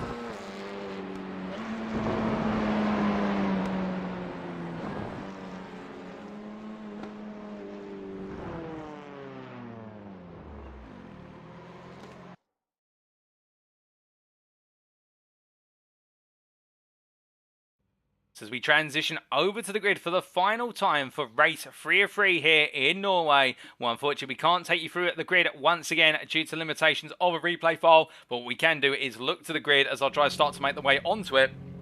And you can see here, a bit further back down the order, the likes of David Bauer and also Micah Hendricks. They line up together on what is the third row. And meanwhile, we can see Wojciech Świrydowicz will be joined by what is there. Wojciech Świrydowicz, in fact, ahead of Hendricks, it would seem, on the grid. In fact, that's not David Bauer. That, in fact, was David Bauer. That was not Micah Hendricks alongside him there. We do see what is there, Micah Hendricks just in front, and we do correct ourselves there. So I was going to say that'd be a bit out of order compared to where they should be on the grid. But meanwhile, one driver who we can definitely say should be right at the front of the grid, there he is, Kurt Smith for Not Last Motorsports. He starts on a pole position, and alongside him, one of the breakfast dinner cars there of James Carr, and who's going to be the winner in the run to turn number 1. Kurt Smith in the strange position. I don't think he's had the opportunity to start on overall pole this season, but now all the practice goes on in as we await the lights.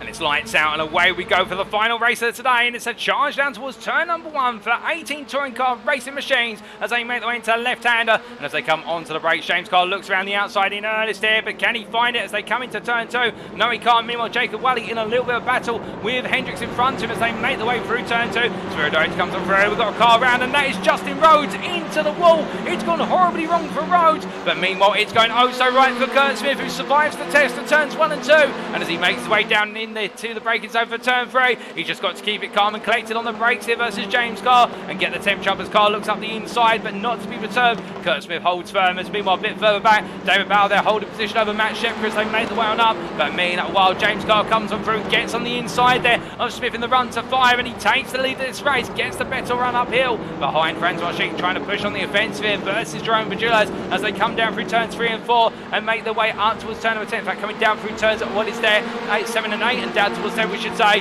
but battling for P3 and 4 as they make their way into the braking zone for the turn 10 hairpin. And as they come on down, Hendricks up the inside of Wally, immediately going on the offensive, makes the door wide and open, and with it Wojciech Świrydowicz also comes on through, but can Świrydowicz go around the outside here versus Wally, or will he have to back out? I think he will need to back out, as meanwhile we can see there David Bauer by contrast having to hold off Logan McKinzie, and McKinzie gets in very close, but Bauer making ground early on in this race and McKinzie falling backwards by comparison by 2 places. But as they come on through at the final corner to go to the end of the first lap, plenty more to be turned. It is James Carr who leads after 1 lap of races, 6 tenths ahead of Kurt Smith P2, who is your Delta leader behind the Alpha leader. Jerome Bajulas P3 ahead of Francois Schick P4. They make the way into turn number 1 as they are, followed up by Micah Hendricks P5, Jacob Wally P6, Wojciech Świrydowicz in P7, Then it's David Bauer in at P8, holding off Logan McKinzie P9, and then we do have Matt Shepka P10 with John Laz on P11. But meanwhile, it's gone wrong for Franz Wojciech. He's got a bit wide at turn 2, and with it he drops down the order there, battling side by side with Jacob Wally. With Wojciech Świrydowicz also as they make the way 3 wide.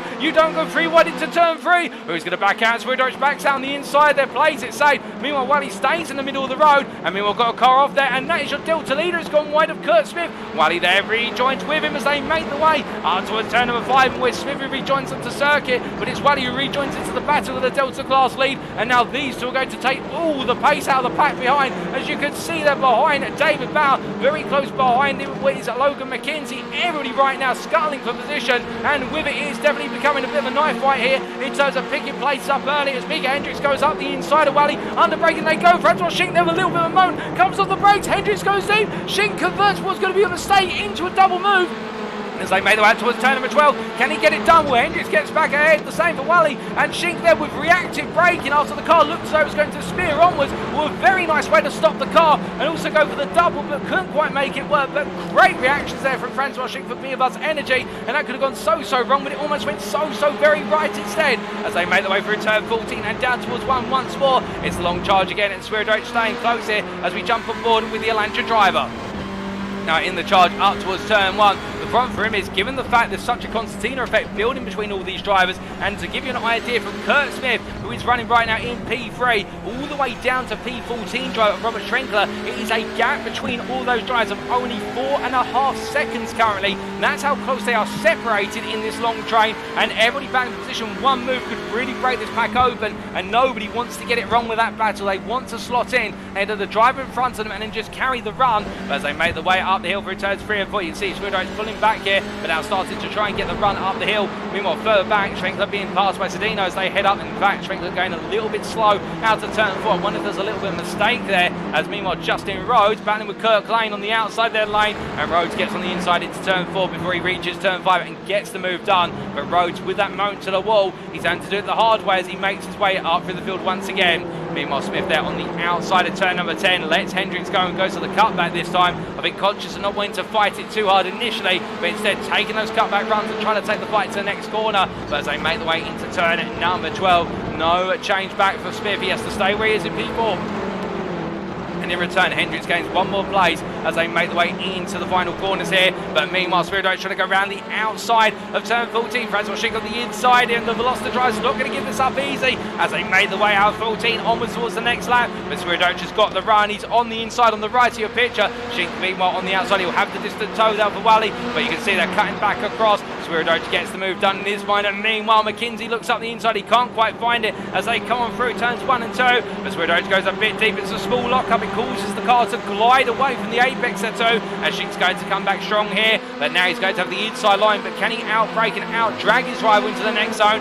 Świrydowicz then pulls back ahead by a single tenth as they head downhill into the braking zone they go. No change back, but meanwhile Logan McKinzie there sliding his way under braking in the Elantra, running quite a rear bias on the car for the purposes of this race so far, and definitely trying to make it felt as he heads up the hill, but no way through for McKinzie. He has to wait, watch, and wait his opportunity to go on the offensive versus Shink, as all three drivers right now in a back and forth here, and David Bauer and Matt Shepka not too far off either as they make their way down through turn number 8 once again. But meanwhile, Connor Edgeteller at the back of this group with John Lowes on in front of him. He's also got the company there behind him with Daniel Sedino and Robert Schrenkler. Meanwhile, Jacob Wally, well, we see here battling in P4. He's battling for the lead of the Delta class right now with Kurt Smith as both drivers make the way into turn number 12. And as they come on through, we do look back here from the rear of Jacob Wally's car as the Breakfast for Dinner driver holding firm at the moment, but losing ground on the top 3, and now turn this into a battle for P4 overall. And you can understand why, given the results they've come to so far. He wants another overall top 5, and he wants another class win to make it 3 wins on the bounce here today, and a huge amount of momentum swinging his way. But Kurt Smith trying to do the same as well, picking up major results here as Hendricks is the fastest lap race so far, 28.439 as they make their way to turns 1 and 2. No exchange at the moment, but could potentially a mistake be in the works at either driver, because it's very fine margins here at Rudskogen. And meanwhile, Świrydowicz watching on behind there, and with your overall championship leader, your Alpha championship leader with that, just waiting for the opportunity when the two Deltas go into a corner side by side and thinking about capitalising there from a 3 wide.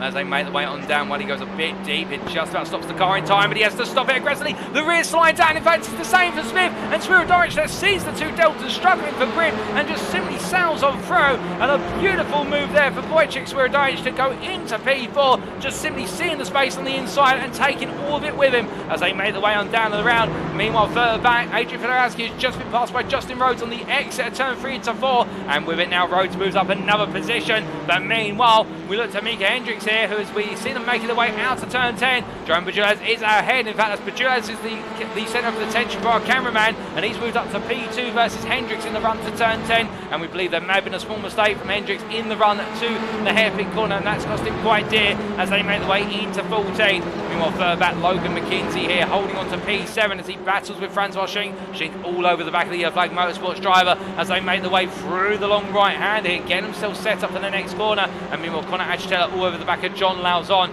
continues to try and find a way to make ground as well, as right now Yellow Flag Motorsports really trying to get a move on here late on in the racing as they head up towards turn number 1 once more and heading on to the brakes. You can see how they're breaking away from Daniel Sedino, but in return he has got their Robert Schwenkler a bit further back, and also Eric Statzer staying close for company. But also Justin Rhodes here on the offensive versus Eric Statzer, and looks to move on the inside, but Statzer just simply puts the car on the inside line and says there's no way through, you're going to have to go the other way round, thank you. And right now, Rhodes is going to waste his turn a little bit more as they make their way down towards turn number 3. Will Rhodes be able to get the overspeed here that he so desires? I think there's an opportunity, but you'd have to go really harsh on the brakes. It doesn't want to take the life out the front tyres, but in the end, Statzer is going to go deep, and Rhodes is given the opportunity on the inside, and he seizes it with both arms there as he moves up into P4 in the Delta class at P15, and now has to chase after Daniel Sedino. He's 5 seconds up the road from him for a podium finish in the Delta class, but plenty of time still to go for the championship leader in the Deltas to try and do some more damage limitation. Meanwhile, John Lauzon continuing to find himself between Shepard and Achatella as they make the way through turn number 10, and as they make the way towards 12 right now. You would imagine that Lauzon at this point will be thinking, okay, how do I beat the Honda that's got the unbeatable brakes? We've got to do it off the corner exit and have the run on the straight to get fully ahead before the next heavy braking zone. So it's likely to come on the exit of 14 into 1, alternatively on the exit of 2 into 3. But as they come on through here, Lauzon's got bigger fish to fry, I think, given the fact that Achattella's so close behind him at the moment and not giving him any room to think or manoeuvre as they make the way down towards 1 here, and as they come across the line to go on to lap number 7. We're only just shy of a third of the way into the race duration, but the action continues to intensify, and at any moment I think we could see another overtake or 2 in the works. But as they come through turn 2, we look up to the leaders here in the battle for P2. Jerome Bajulas in the 99 Vivas Energy Elantra trying to hold off the Veloster and Micah Hendricks Assholes Motorsports, and as they come on down, well, they've got this man, the overall championship leader, closing on up here, trying to make it 3 out of 3 today. But of course, every lap that Bajulas battles with Hendricks, that means that James Carr is breaking away at the front of the field. But meanwhile, it's drama elsewhere as that's Connor Achatella into the wall there almost by looks of things at turn number 3 coming on down. We're not sure how that happened, but what we do know is he's dropped all the way back to P17, and that has completely confounded his progress in this race. There's no doubt about it, and now he's going to fight his way through. He's still got 20 minutes to go, but I just wonder how much that incident stripped life out of the car with it. Meanwhile, Logan McKinzie makes a move down, Kurt's with it to turn 10 up the inside.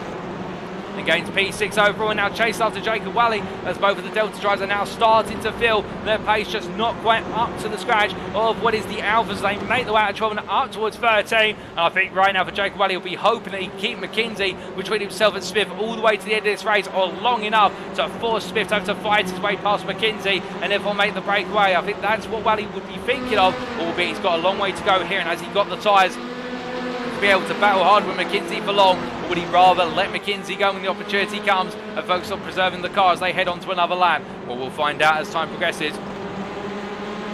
As they make their way to turns 1 and 2. Looking back here to Daniel Sedino, he continues to find himself between a rock and a hard place. The two Alpha drivers, that's the Delta, in front of David Bauer, behind the Schwenkler, as they make the way out to 2 and down towards 3. But all three drivers right now running on similar pace, and no sign of a move coming from either one of them in terms of Sedino on Bauer, alternatively Schwenkler on Sedino. But meanwhile, we've got a driver off there, and in fact, that is, I believe, I'm not quite sure what's happened to Micah Hendricks, but he's gone a long way off circuit, and there's damage to the car. You can see there were pieces falling off the car. I think it's the right-hand side wheel arch, in fact, that's completely come clean. And, well, that is a car that's parked up there. There's no way through for Hendricks other than to be towed to the pit lane. And it's a nasty knock to the wall. And Jerome Bajulas holds it to P2 for now. But Wojciech Świrydowicz gains one more place here, and only one more to go before he can go hunting after James Carr. And with Bajula's making an error there, I wonder if there's a bit of damage to Bajula's car, given the fact there may have been some contact between himself and the Hendricks that we don't know about. But either way, you see Świrydowicz with so much speed around the outside there, going outside to inside through 13 to 14,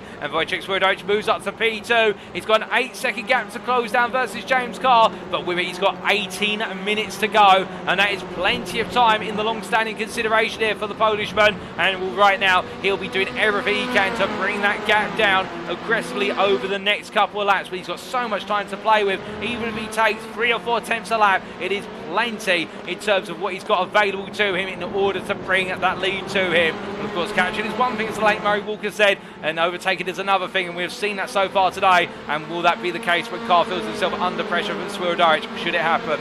But meanwhile, we look back to Logan McKinzie, who chased after Jacob Wally, and Wally once again now finding himself battling to be inside the top 5. McKinzie up the inside there into turn 3, makes it short and sweet, gets ahead, but Wally comes back here, he looks at the nose run into turn 4, can't quite find it as they make their way up the hill. You see McKinzie with right on board looking back from now. Wally will stay with him through 5 into 6, given the fact that McKinsie's had to come off the racing line and therefore will lose momentum through turn number 5 as they drop down through 7 into 8. McKinzie goes a little bit deep initially, but gets a really nice run over the apex of turn number 8 and leaves Wally standing there by comparison, opening the gap up from 3 tenths to 6 tenths in the space of 1 corner as they come through turn number 10. Wally with a little bit of internet connectivity troubles there. Hopefully that's not a sign of something worse to come in terms of an engine failure as they make their way in towards turn number 12. But definitely right now McKinzie has been unleashed, and how far up the field can he make his way from P4 as being on behind?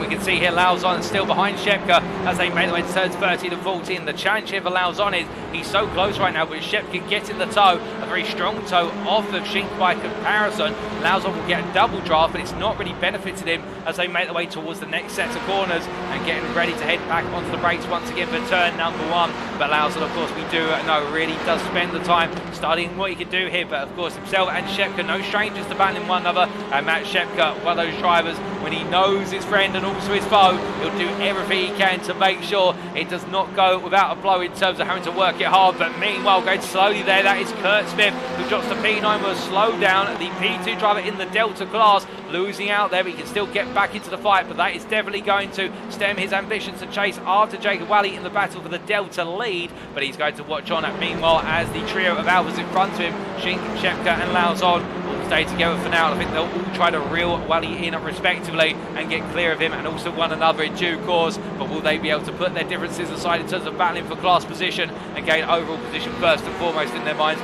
I don't think so. I think that racer's aggression will take over. And in fact, as Shepka makes his way on down the hill here, you can definitely see getting ever closer in the middle section of the lap. But as he rolls his way through turn 10 and we jump on board here with a Torque Steer Racing Honda Steering Type R driver, we'll be able to see the differences in terms of the braking zone approach.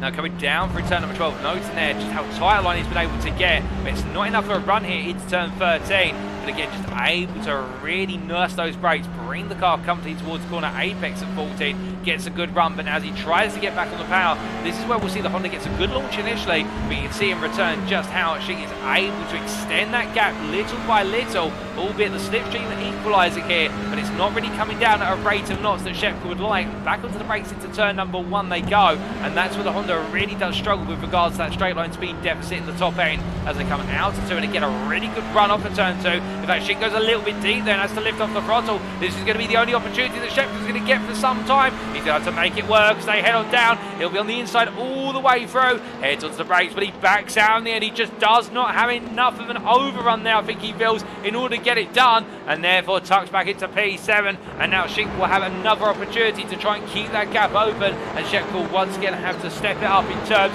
of trying to make a mistake come for Shink and just open the door with regards to those braking zones. But as they come down through turn 7 into 8, we've reached the halfway point to this race, and now the complexion will take a different tone in the simple reason now tyre degradation will start to play a bigger factor, particularly on our Elantra end drives. Will feel it most of all, with the Elantra having a tendency to really tear apart those front tyres. As we see Justin Rhodes here tucked in by Daniel Sedano, as Milos Schwenkler battling hard with David Bauer. They go 3 in a line into turn 10. Schwenkler goes overly deep. There's contact there between Sedano and Willis Bauer, and the two make it, but they both go wide, and Justin Rhodes picks up 3 for the price of 1. or does he? As they go 3 wide into turn 12. So then on the inside, Bauer in the middle, and Rhodes turns into the back of his teammate. But there's no major contact between the two of them. Schwenker looks up the inside into 13. Can he go for the middle? Rhodes, he goes for it. But in the end, just backs out in time. They give one another just enough room. It was very nip and tuck there, but they've all survived the drama of turn 10 through to 14. Brilliant battling between them, but in the end, it is Daniel Sedino who's gained the place of a David Bauer, albeit how on earth they did get away with that without any major contact. Well, it's completely beyond me. But that goes to show the respect amongst these drivers.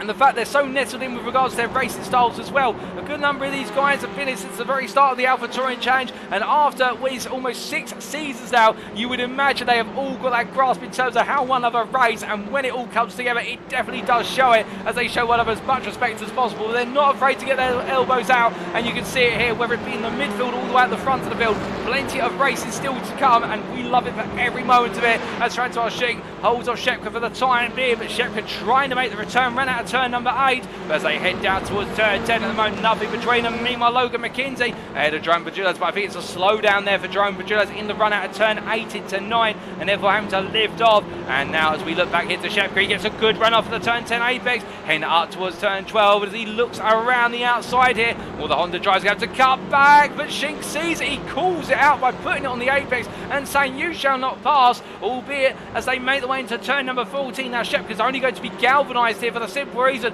I think he'll feel as though if he keeps this pressure up, Schink will crumble under the pressure at some point. But John Lauzon is waiting in the wings there behind, and Schink runs a little bit wide, and they make the way onto another lap. Now Shepka really does seem to have a command on that middle sector, but it's also coming together in these lower speed corners to open and end the lap. As they make the way to turn 1, Schink slides into the braking zone there, and I think Schink is starting to really struggle with the tyres here as they come through turn number 2. Shepka's close, but he won't have the run, he will not have the overspeed, it won't be enough here. But what he will have is that knowledge now that if he can keep this pressure just a little bit longer, Schink may start to slide a little bit more, and in return that door starts to open up ever more. And you see Schink there coming down into the compression, the car sliding a little bit further, but Shepka follows through there with dirty air, carrying the nose of the car through, and John Lauzon stays with them as we jump aboard him with the Be With Us energy drive from Canada as they make the way through turn 5 into 6, and Lauzon completely compact and keeping it neat as he makes his way through 7 into 8 and really waiting to see when Shepka is going to go for it, or when Shepka makes the mistake in trying to make the move for the position. Schink defends there into 9, wearing the fact that Shepka's had such a strong run off the turn 8 hairpin, and as they come down into turn 10, we can see all in line formation again, but Shepka really hounding the back of Schink, but Schink in return pushing him backwards towards Lauzon, and Lauzon now with the conundrum, which is how does he get through without Schink breaking away? Of course, they're teammates with Buzz Energy, but they're also racing in the Drivers' Championship against one another, and they'll both want major points. But as they make the way through 13 and 14, Schink will continue to compress this group together, and with Smith, what is Kurt Smith, only a further 8 attempts back in P2 in the Delta class. Smith will get onto the back of this, there's no question about it. Will he be able to look for a move? As we see there, Shepka looks to the inside, he's going to go all in on the brakes here versus Schink. Schink on the outside there, lets it go, and there's a bit of contact between the two of them as they make the way on through. But as they come through turn number 2, Schink is lost out in terms of Shepka's move for 1, and he gets it done there for P6 as the Torque Steer Racing driver late on the brakes, and now Zivik, can he hold on in the run down towards turn number 3? Well, they head into the right-hander. You see Lauzon taking a peek to the inside, he can't quite find it. Schink now going for the full defensive wall as they make the way into 4, and in return now Smith, you can see there in the rear of the picture, is closed up and is looking for the opportunity to come on through as well. Now it's not battling for Delta class position for Smith, but he'll be looking to battle for some more points in his championship campaign as they make the way through turn 7 down into 8, and as they get ready to power their way down towards turn number 10. Now that Shepka's got the position done, he needs to break away, and he's got to use this middle sector to get all the hard work done. As meanwhile Lauzon looks up the inside here versus Schink, he's going to go for it. Schink leaves the door slightly open, but in the end Lauzon just not enough on the brakes there to give him the carry onto the inside. I think if he had gone later on the brakes, the two of them would be pointed sideways by now, because I don't think Schink was expecting Lauzon to fully commit. And as they make the way through 12, both drivers they're staying nose to tail at the moment, and Shepka being given some breathing room. As they come through turn number 14, with just behind him Kurt Smith also in the wings. We look to Justin Rhodes here, who continues to chase after David Bauer, and Rhodes currently P4 in the Delta class and was P12 overall, trying to make his way inside the top 10. His target will be Daniel Sedino, you can just see up the road there, 1.6 seconds clear. And as they make their way down towards turn number 1, with a change for Rhodes, he's got to pick his way past Bauer, but in return both of the teammates now I think will feel they've got the pace in the car, Will we see a position swap here between them, or will they run as they are and have to battle for it? Well, I think Rhodes is going to be made to really force this one on his teammate in terms of gaining that opportunity. They go hunting after Cedeno, and with Schwenkler there under pressure from Eric Statzer. Well, right now the privateer P13 in the 235 continue to make progress, albeit Rhodes there comes on through, and in the end we do see the swap of position here with the breakfast dinner drivers optimising for Justin Rhodes to go on the offensive versus Cedeno, and you can understand there he was given the run of results he's had today so far. Justin Rhodes' championship lead is definitely going to be knocked down a few notches come the end of today, even if he was to beat Cedeno to P10 in the very end. And they're having to defend slightly versus Bowser. Bowser's not giving up yet. I think David Bell wants him to get a move on, given the fact that Schwenkler very close as they make the way through 70 to 8, and with it Rhodes goes overly deep, and now all that position he was able to take, it's all gone away, and Robert Schwenkler moves up to P12, and now Rhodes is under pressure from Statzer. Statzer tries to go around the outside into turn 10, and Rhodes stays close there as he's absolutely glued to the apex curve, and with it swings up behind Schwenkler. But as they come up towards turn number 12, now Rhodes really does have the pressure on, and Statzer can see the opportunity. He can see that Rhodes just does not have that classic composure that we normally see from him, and the privateer is looking to open up the wounds here, but as he falls back he drifts into turn 14, and with that the gap is going to open up, and now he'll feel as though his pace has been wounded slightly as he makes his way onto the next lap. As they make their way down towards turn 1. Meanwhile, we look from our deltas battling to be inside the top 5 of the delta class to your delta leader Jacob Wadley, the breakfast dinner driver here, in a bit of no man's land, not really close enough to Pajula's in front, but in return staying clear of Matt Shepko, who in P6 of Torque Racing continues to be under pressure from Francois Schenk. While after getting ahead of Schenk with that move into turn 1, he's shown no signs of giving up the place, no question about it, but at the same time he's not been able to break away, and when now the hunter has become the hunted, as they say, as he makes his way uphill through the serpentine sequence, and John Lauzon is still there as well, a further 4 attempts back off the pair as they make their way through 17 to 8. As they come on through this time, I wonder if an error is potentially going between one of them, as meanwhile we can see that Robert Schwenkler having to defend versus Justin Rhodes at P12 overall as they make their way to turn 7 and 8. It looks like Schwenkler here, after getting ahead, really feeling that pressure building from behind. The Alpha driver here not comfortable with the Delta, absolutely latched onto the back of them like a limpet as they make their way down towards turn number 10, and onto the brakes they go through the right-hander, and Rhodes there simply trying to cut back, but Schwenkler covers above. There's a bit of contact between the two of them, and as they make their way up towards turn number 12, Schwenkler's going to have to defend. Rhodes looks to try and cut back, can't find it, has to stay in place as they head towards the end of the lap. Meanwhile, to give you an update on the battle for the lead, here is your race leader at James Carr. Last lap at 28.64. Meanwhile, fastest lap of the race just went to this man in P2. Wojciech Świrydowicz, the privateer. The gap is 6.6 seconds on a 27.91. But the key point to note here is that James Carr right now is holding that gap open comfortably, and with 5.5 minutes to go, I think Świrydowicz's run of a triple win, or his desire to do so, may be blunted here. As meanwhile, speaking of something else that's been blunted, it's the pace of the Torque Steer racing under Shepka as he takes a slowdown coming down from turn 2, and there must be track limits at turn 2 that's triggered that, and it's undermined all his gains in getting ahead of Francois Schenk and John Lauzon and Kurt Smith, and now he's got to do it all from the back of the quartet once again with not long remaining here. And now can the 490 driver make it happen? Well, given the fact he's not got long to go and he's really going to have to make an uphill battle out of this, I think he may have to rely on a little bit of lady luck as well as his own opportunities that he can create for himself in terms of pace, but still he'll keep it to win it to the very end. As meanwhile we look back here to the battle for P11, led by David Bauer, who's trying to hold off a very fast Robert Schwenkler, and Justin Rhodes and Eric Statzer also following suit as they make their way down into turn number 10. Nothing between the quartet here either as they head on through the hairpin, and will Rhodes right now trying to cut back in versus Schwenkler, but Schwenkler in return looking very composed there under the pressure as they come through 12. As they come towards the end of the lap this time, no change between them, as meanwhile Willis drives who made the way onto the next lap already, and John Lauzon still got Kurt Smith behind him as Kurt Smith looking for the move here on his Alpha counterpart.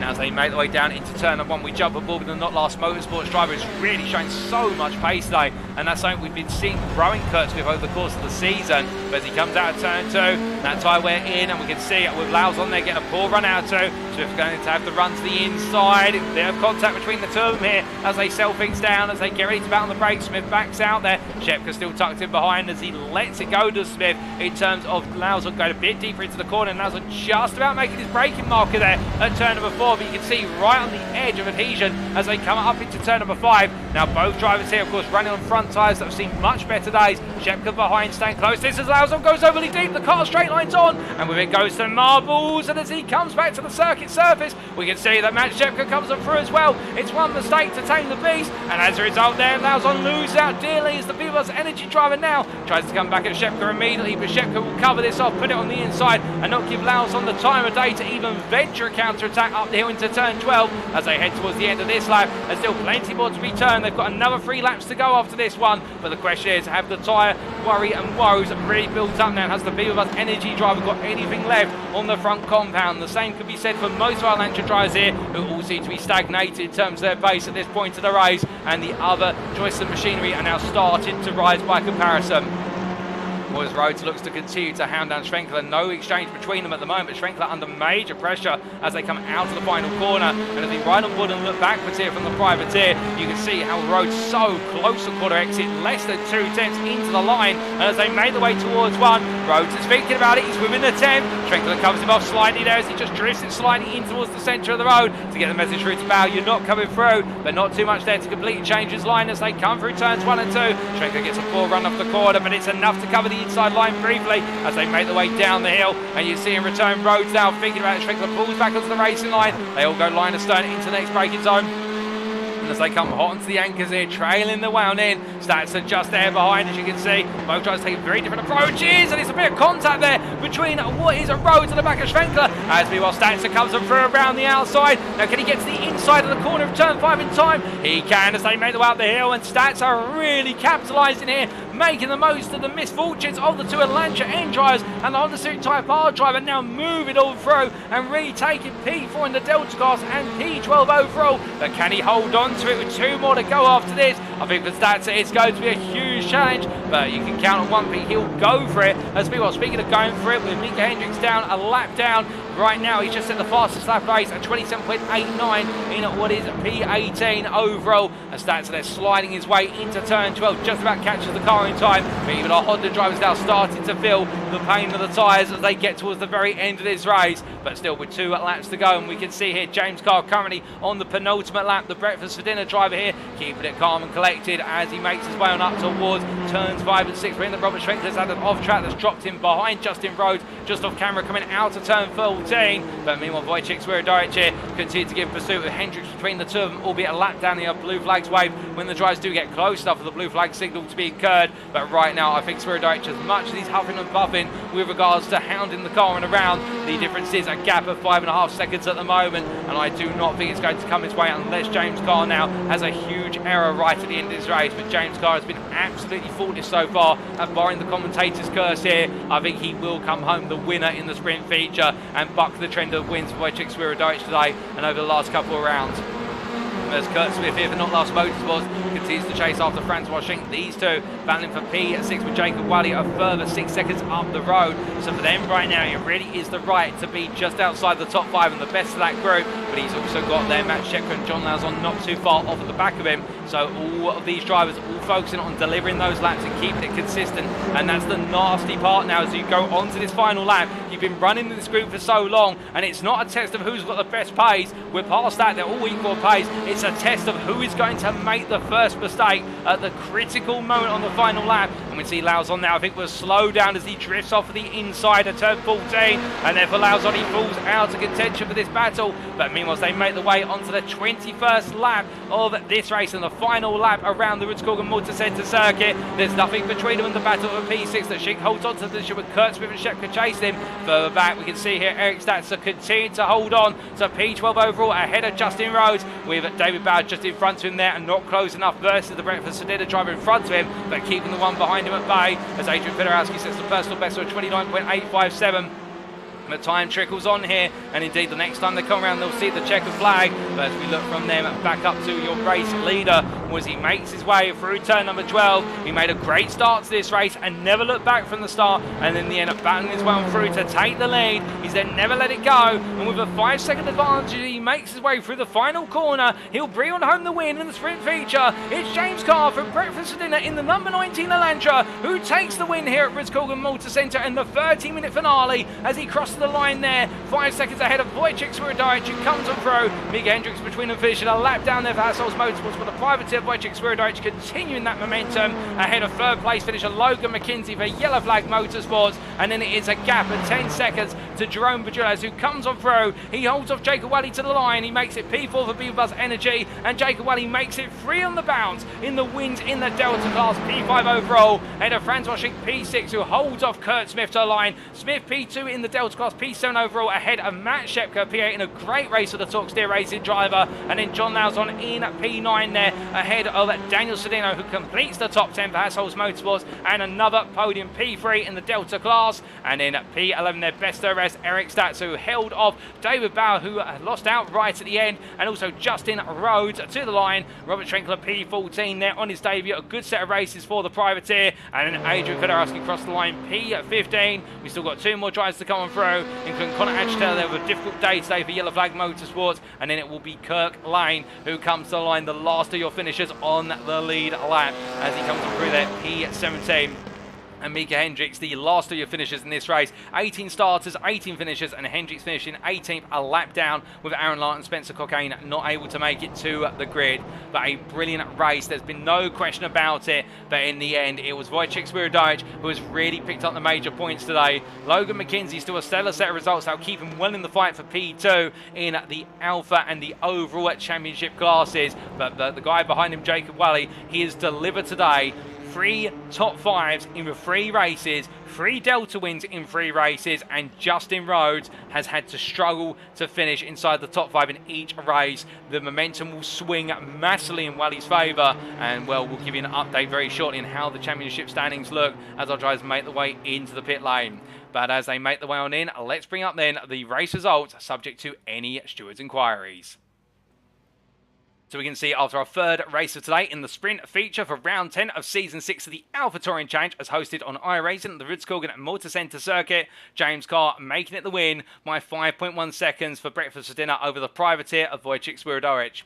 P3, Logan McKinzie there for Yellow Flag Motorsports had to really fight hard to finish on the podium there, but keeping that run of podiums going, with Jerome Bajulas P4 there for Buzz Energy in a deserved P4, fighting his way through and holding off Jacob Wally to the line. Wally, your winner in the Delta class, making it 3 on the bounce there for breakfast for dinner, and another top 5, indeed at 5 P5s in a row, ahead of Franz Washing in P6 there for Buzz Energy, and then Kurt Smith P7, second place in the Delta class for Not Last Motorsports, definitely not last today. He lives up to his team's name, there's no question about it, with Torque Steer Racing's Matt Shepka there, P8, and a brilliant result for him. I think perhaps thinking there was a P6 on the cards today, but still delivering where it mattered most and having that great battling, and it was one mistake in the end that just cost him being shy of the top 5. John Lauzon at P9 for Buzz Energy, not having the tyre compound left at the end of the day, and also that mistake in the run into turn 7 cost him very dear, with Daniel Sedino P10, and that is P3 in the Delta class there for Hassel's Motorsports, and then Eric Statz at P11 there, the privateer, bringing on home a superb result for his outfit, and also holding off David Bauer and Justin Rhodes, the 2 breakfast for dinner drivers there, both fighting hard, and Justin Rhodes in particular losing out a major good number of points today, and that is going to hurt him in the long haul with only 3 rounds to go. Adrian Fedorowski finishing just behind Robert Schrenkler, with Schrenkler there on his debut, not finishing inside the top 10 at any point, but still enjoying the baton, there's no question about it for the privateer in P14, Fedorowski P15 there for QZ Motorsports, and then Connor Achetel, Kirk Lane and Micah Hendricks completing your run to P18, your 18 finishers on this race for Yellow Flag Motorsports, the privateer outfit, and Hassel's Motorsports respectively. And as we come to our final 2 drivers here, Spencer Cockayne and Aaron Lahr, neither of them taking to the grid. Spencer Cockayne for Hassel's Motorsports and Torque Steer Racing's Aaron Lahr will both be picking up did not starts. But with that, ladies and gentlemen, that concludes all of our racing for today, and now it's time for us to take a look at how this translates into the updated championship standings after 10 rounds of 13. So as we look to the standings then, that'll be coming up on the screen shortly, we can see that after 10 rounds and the conclusion of all of our sprint racing rounds, Wojciech Świrydowicz continues to lead the championship by a growing margin there on 533 points ahead of Logan McKinzie. Of course, these scores continue to refactor in drop scores, so they will oscillate to and fro, but the key thing is that Świrydowicz picking up great results and continue to extract that advantage, and now the battle is really on for P2, with Logan McKinzie holding a 15-point advantage over Micah Hendricks, and a further 10 points behind it is James Carr, and the trio continue to stay ever close and are looking to fight one another for P2 and the right to challenge Świrydowicz to the very end. Franz Washing moves into P5 there on 397 points. We can see the top 5 do have quite the margin now over the rest of the field, with Connor Achter there holding on to P6 in his debut season in the Alpha class, definitely enjoying a good run of form inside the top 10. And the Yellow Flag Motorsports driver really holding firm, albeit he's got the close competition of Matthew Shepka and Jerome Bajulas, both on 296 points, with Shepka only ahead of Bajulas based on result countback. We can see Justin Rhodes there, your Delta Championship leader, P9, falling back from P6 to P9 on 291 points after a very difficult day today, with David Bow just behind him 4 points off in P10 on 287. And as we look outside the top 10, in P11 there is Robert Abrams on 270 points, not in attendance today, and Kurt Smith holds on to P2 in the Delta class, P12 overall on 227 points, 10 clear of Jacob Wally, but it is Jacob Wally who has made all the ground. He has jumped up into P13, and in the next round, if he's able to continue this run of form, he'll be into P2 in the Delta class. However, he's only got an advantage of 11 points over John Lauzon, with Eric Stats there in P15 on 199 points, and falling a bit out of the fight for P2 in the Delta class, but still he could get back in it at any point, there's no question about it. With Daniel Sedina's performances today, moving into P16 on 157 points, ahead of Adrian Fedorowski there in P17, and it's Kirk Lane, Dom Savio and Mark Darnell who complete your top 20. We then come to outside the top 20. We can see James Logston there in P21, 4 points clear of Gus Blondell, with Jason Landry P23 ahead of Charlie Pouillet and Michael Cochran to complete the run to P25, and then completing the run to P30 is Mark Senegal, Spencer Cockayne, Daniel Smith, Samuel Cran and Robert Schwenkler, who on his debut moves up to P30 with 24 points gained. Congratulations to him. And then we come to outside the top 30, and we can see P31 Joseph Oetzel there, only ahead of Wiley Cox based on result countback, with Tyler Montana's P33, a point behind, and 4 points clear of Simon Bejuk. And there's Aaron Hall, John Hinman, Alex Kotlowski, Tony Roma, Mark Crawford and Benjamin Harris who complete the run to P40. And outside the top 40, not to be forgotten about in the run to 50th place, it is Michael Zepp, Katie King, Ian Maddox, James Vance, Gherkin Demir, Ryan Winfield, John Lynch, Stefan Chalafu, Michael McLeod, and Aaron Lahr. Well, those are the Drivers' Championship standings updated. And now, what about the team standings, I hear you ask? Well, as we look to the team standings, we can see that Brett Fussadina continued to hold the lead by a margin that stays about the same over Yellow Flag Motorsports, 1,179 points to 936. And Brett Fussadina definitely gradually on course to cement that team's championship crown, albeit with a couple more rounds to go, it could go either way. Yellow Flag Motorsports have broken away from Hassel's Motorsports now, with the gap almost extending up to 200 points, and due to a rounding error, we must point out that Hassel's Motorsports are actually on 751 points, but our calculator spreadsheet has done it as half a point there, but they're on 751. Albeit, in fact, I think the numbers there are a little bit out of sequence. And, in fact, I think Hassel's Motorsports are on 930 points. I'm going to retract my statement from moments ago, saying that Hassel's Motorsports have fallen well back of Yellow Flag Motorsports. And, in fact, the battle for P2 in the championship is continuing to intensify. And with Beaver Buzz there a bit further back on 751 points, as we're to understand it, they are falling out of the hunt for P2. But we still do have a two-way fight for P2 in the standings. Now, meanwhile, Talk Steer Racing on 464 points. Neither here nor there with regards to a bit of a no-man's land now, chasing after the top 4, but well clear of QZ Motorsports in at P6 there on what should be 233 points. And then Not Last Motorsports on 155 ahead of Back of the Pack Racing, who bring up the rear in the team's championship on 23 points. But with that, ladies and gentlemen, that concludes all of our updates on the standings, and it's now time for us to wrap up.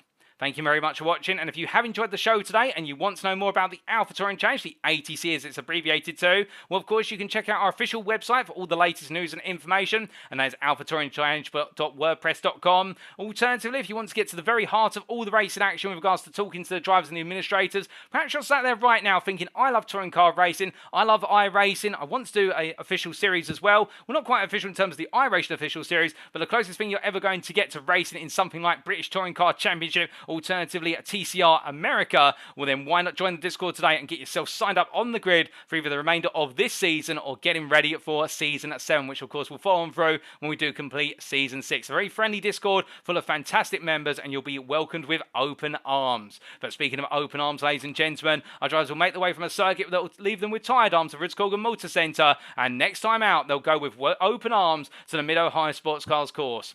Located in the state of Ohio, this circuit is a classic, and you'll see all that and more as to why it is a classic in round number 11, with the racing action actually occurring on what will be Monday the 6th of February, but we'll be bringing it to you as if it were live on Friday the 10th of February 2023 in a week's time. It'll be the first of 2 back-to-back alpha rounds, the 60-minute feature races that lead up to the season finale, and who will come out on top when the points are becoming scarce and the rounds are becoming limited. Stay tuned and find out all that and more next time out. But until then, ladies and gentlemen, we've been the Alpha Touring Challenge. I've been your host and commentator, Paul TX141 Walsh, also known as Britain a Spit, depending on what media you follow me on. And until next time, have a fantastic weekend. Remember to stay safe, stay well, stay smiling, but most importantly, as always, remember to stay on track. Good night.